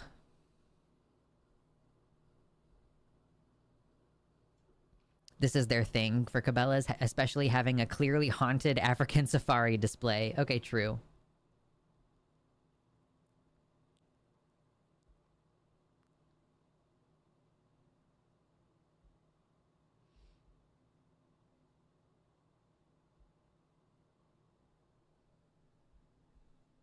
Hi, Mr. Baby. Hi, buddy. Are you a good boy? You're way over there. You a good boy way over there? Will you come here? Coffee's already up. Yeah, I think, like, yeah, I've seen, like, coffee seems more expensive. Dude, so, okay. I've been buying the, like, what is it, 93.7 beef, because I've got, like, all these goals, and I want to eat, like, high protein diet, and red meat has a lot of fat in it, so I've been eating, like, high protein version of ground beef when I can. It is now almost $9 a pound. So I have, like, I was looking at the farmer's market this past weekend, and there was a place that had meat, including ground beef, and it was like 9 something a pound. And I'm like, okay, I might check and see, you know, what fat percentage it is.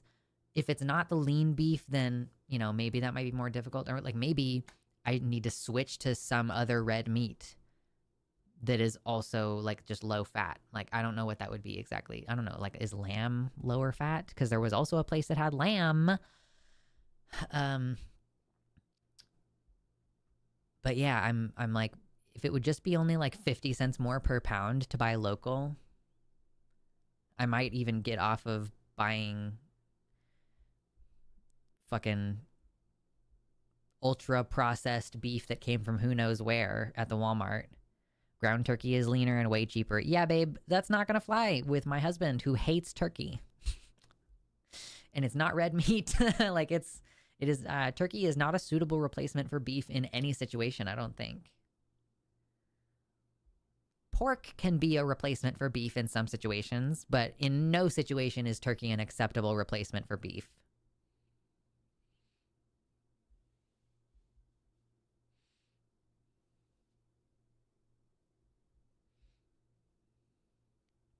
Venison. Yeah, venison is a low-fat beef meat option. That's a good point. That is a very good point. God damn it. I want to get my hunting license. It's going to have to wait till next year. There's no way I'm going to go hunting before the end of this year. Probably should meet some people who go hunting and like learn a little bit about it locally. Hot dog. Ooh, I was just reading that apparently there is no such thing as a safe amount of processed meat, such as hot dog. Like, basically, no matter what, eating hot dog lowers your lifespan. Like, pretty much no matter what. So that's a fun fact. I already don't eat that many hot dogs, but like, I'm certainly gonna eat fewer of them. Maybe I might get some local sausage or something, but certainly not like hot dogs.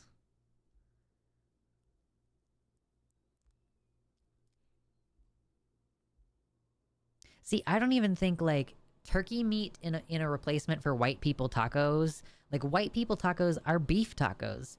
You can do pork, but I don't think that turkey is ever an acceptable replacement for beef. Like, white people tacos fundamentally are beef tacos. Like, you're doing a variation on white people tacos if it's anything other than beef.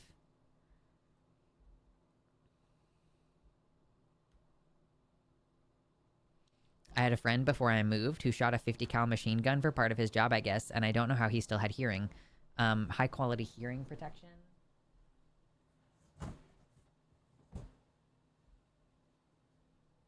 Oh, no, let me take off my glasses for this. It's gonna hurt myself.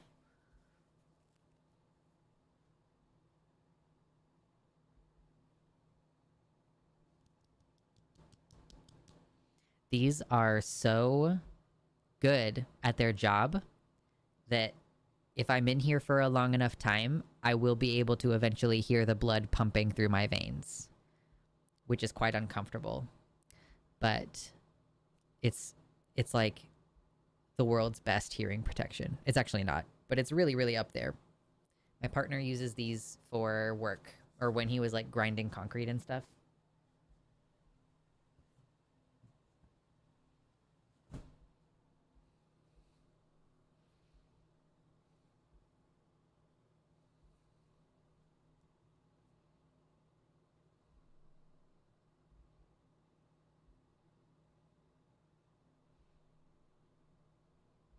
The problem with hot dog is the curing salts. Avoid the curing salts and you're good.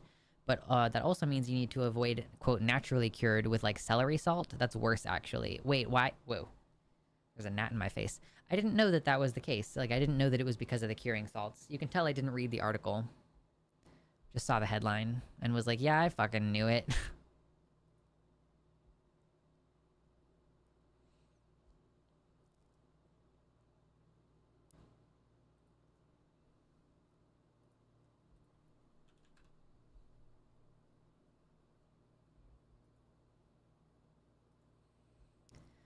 Just checking Blue Sky real quick to see if there's anything fun going on over here. Anything newsworthy.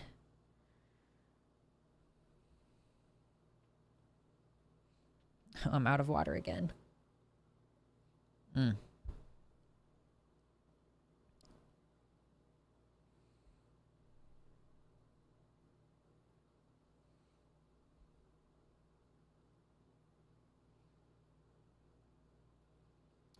Yeah. I guess that was kind of my assumption, is that no matter what the problem was, that a homemade sausage would not have that problem. But yeah, if it's like a mechanical kind of curing salt, I don't even know like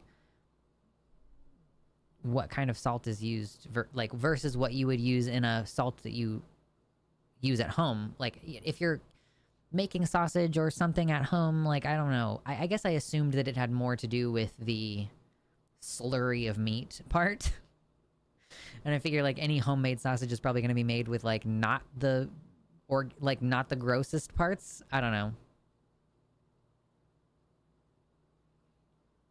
Indeed, meow.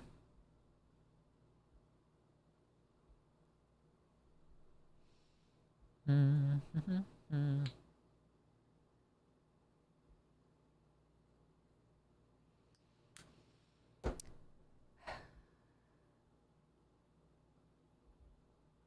I'm curious if I've had any new views on Fansly. I literally had to post a little video in order for it to go on the For You page, so that's a new thing since the last time I posted on Fansly. Like, it won't go up on the For You page unless you post a little video, so had to post a little video on there. Later, Naomi. Have a good night. That's a bummer. I got back into hot dogs recently. Oh no, I'm sorry. Sorry to be the bearer of bad news. No activity on Fansly. That's okay. One of these pictures on here is hella cute. It's too bad it's behind a paywall. Oh, I guess I didn't post anything on Blue Sky about posting on Fansly again. Maybe I should do that later. Cross promotion. Okay, I also didn't post on Fansly about streaming today. I am not great at cross promotion. Maybe it'll be better to post lewds or provocative thirst traps later in the night anyway. It's more of a nighttime activity. Man, that's not even true. People look at porn at work all day. I'm not saying I'm posting porn, but I think people do watch porn at work.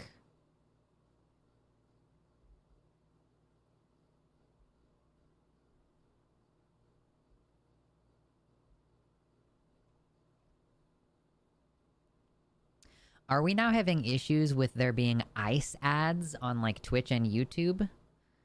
I've seen people talking about this, but I don't know if anyone has actually seen one, or I haven't seen evidence of any. But there seems to be this idea that maybe ICE is going to start doing more advertisement. Like, that's probably part of what they're doing with their gigantic new budget that just passed.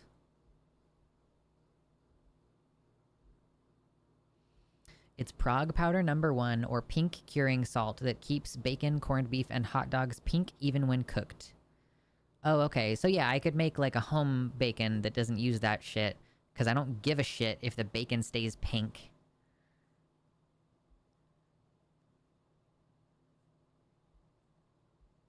Ouch.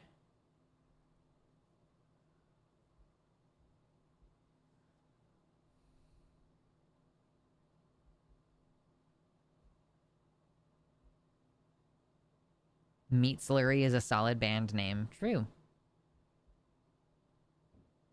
I am against any meat that is a mystery. If it's homemade, then at least you know what it is. Do you consider also, if you were to buy a sausage from like a farmer's market, would you also consider that mystery meat, or is that like a close enough to a human person made it that it feels less like somebody might try to poison you? Really, they're giving 50K student loan forgiveness to people who join ICE? Dude, that's crazy. Not surprising, but crazy.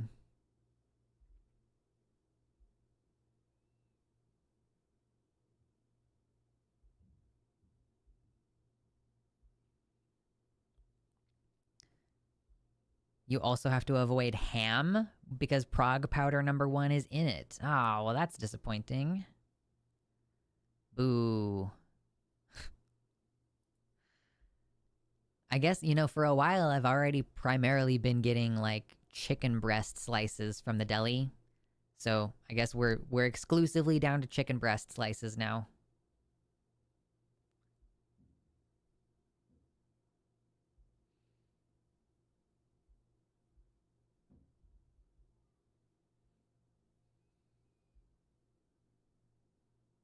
I'm willing to roll the dice on farmer's market sausage all day. Okay. I used to buy sausage from a custom butcher shop near Eudora. Nice.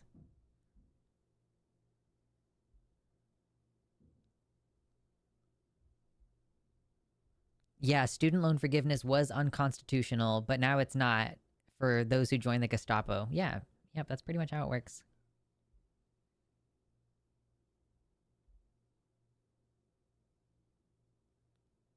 Wait, what are you saying about food poisoning, Kitty?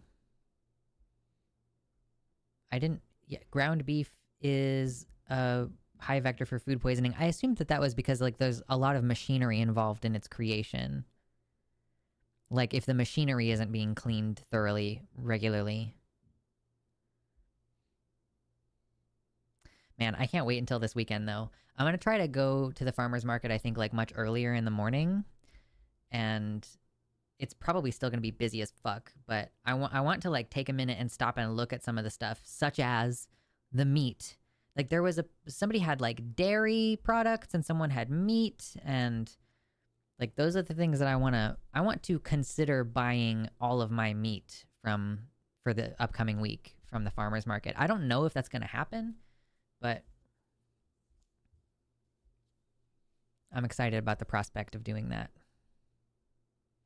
Ground meats are higher on the vectors for food poisoning, and sausage is often made from meat scraps which have sat for time building up bacteria. Okay, I see what you mean. Yeah, that makes sense. Sausage is just offcuts and meat you don't want to look at. It reduces waste and tastes good. Just don't look at it being made unless you're watching Ordinary Sausage, the YouTube channel. Yeah, I mean, yeah, so I see it, like, there's nothing inherently wrong with sausage. It's just that it's sometimes, like, made from meat scraps that have been sitting around for a little while. So if you're not attentive to how long the meat has been at, like, in the danger zone of temperature, and then, yeah, if an individual farmer is not putting this weird pink salt in their meat products, then it should not have any of the problems that we typically associate with processed meat. Kitty says, it's also my personal goal to use the whole animal, so I like sausage and hot dogs, but understand they can be bad when badly made. Yeah, I don't disagree at all with the premise of sausages. I do not like fennel, and therefore I do not like most sausage, because most sausage is made with fucking fennel. Don't like it. Not a fan of the flavor. But aside from that, sausage is great. Like, it's fine. It's a little bit too fatty for sometimes, but there are ways around that. You know, you brighten it up with a little acidity. Something. There are ways to work around this. I was actually thinking I might want to ask around. So there's, like... it seems like we have a pretty strong Mexican culture here. So I think I might try to see if somebody has, like, chorizo. Like, I think even a lot of the farms around here are owned, like, they have a Mexican name on them, or like a Hispanic sounding name attached to the farm. So I do wonder if any of them have, like, a chorizo, like a local chorizo. I got into chorizo because of Sorted Food Sidekick app. So I was using a recipe app that just had a lot of recipes with chorizo in them. I think because, I don't know, if, like, is chorizo something like Spanish culture that maybe it got back over there? I don't know. It's like a European app. So sometimes the app is like, oh, do lamb or mutton. And I'm like, I can't really get a hold of those things very easily. Or, yeah, they'll have, like, a budget recipe that has lamb in it. And I'm like, get the fuck out of here. But it's because it's made by people in England. So, yeah, it's interesting, like, stuff costing more or less based on where you are in the world. And, like, where did the chorizo originate? And where is it culturally now? Yeah, it's like a sausage. It's just really delicious. Yeah, we love how pink slime is still legal. Totally. I do also like the idea, speaking of, like, using the whole animal, I do like the idea of buying, like, an entire half a cow and having that butchered and taking it home or whatever. And I think we did just confirm by looking through our lease agreement that there isn't anything against us having a deep freeze. We've lived in a place before where it was like the lease said that you're not allowed to have a deep freeze. We could not figure out why. I do not understand why we're not allowed to have a deep freezer. Maybe it's because like they flooded too many times. I don't know. Like if they defrost and I don't know. But there's nothing against us having it here. So we might go ahead and get a deep freezer and start doing things like buying, they call it nose to tail, like buy a whole chicken or even several whole chickens because that's the cheapest way. And then I need a bigger stock pot so that I can take the carcasses and make a stock from it. I just don't have, like, my stock pot just isn't as big as I want it to be.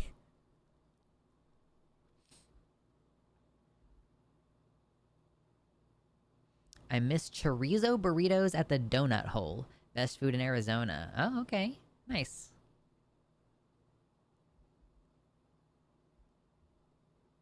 Yeah, no vaccines and plentiful pink slime equals freedom, baby! Freedom, baby! Yeah, and we just now canceled like $500 million in mRNA research, which was going to cure cancer. Like, imagine having a vaccine against cancer. RFK Jr. just canceled like research into a vaccine that would prevent many, many different kinds of cancer by like teaching your body to attack cancer cells. Fucking crazy shit. So love that. That's a terrible note to end on though. So we have to keep talking about positive things for at least 5 more minutes before I rest my voice for the night. Deep freezers are great for stowing bodies. That's what I'm saying. You get an entire chicken and you put that whole chicken body in there. See? You can buy an entire half a pig and put that pig in there. Or some venison.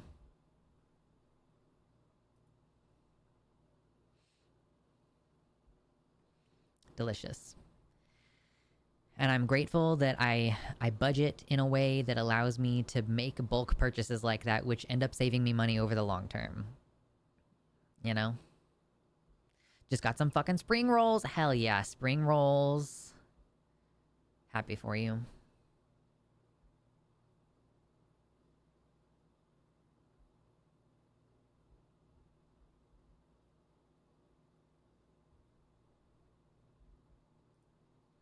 Oh, you know what? I'm just realizing I may have goofed up and not gotten something that we needed for dinner this week.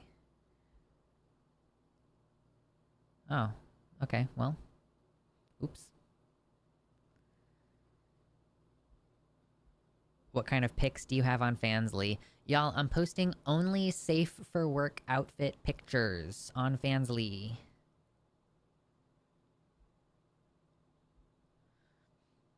And if you're unemployed, then you don't need to spend money on my Fansly. I see you. Okay, well, now that I'm realizing I actually may have fucked up and it's my younger sibling's night to make dinner tonight, and I'm realizing just now that I may have forgotten to get the Alfredo sauce that I was supposed to get for the shrimp Alfredo tonight.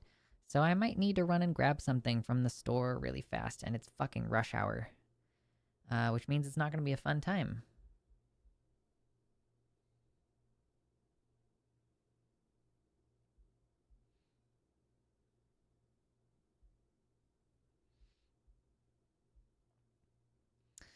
All right, y'all. Well, let me try to salvage this fiasco before it gets too much later tonight. I appreciate y'all coming to hang out with me. I will not be on Takis tomorrow, so I'm planning on streaming on Sunday. And I think the Mulan video should be ready next week. I'm going to try to get it uploaded like Tuesday, maybe Wednesday next week, if I can. So wish me luck with that. And with all that said, I might also, like, after I post the Mulan video, I'm thinking about, like, taking a week off where I don't work on any projects or stream like 2 streams in a row. I will not do. It depends on when I have Takis next. Like, I'll try to schedule this week off, but I'm just gonna give myself like a week off, you know, soon, because I think like I need a little bitty vacation. And if you can take a couple extra days off sometime, maybe try it. Maybe do that for yourself. If you can do that without losing your job. So much love, everybody. I plan to see you on Sunday. And I hope that you have a good rest of your day, and we'll see you then. Okay, bye bye bye bye bye bye bye bye bye.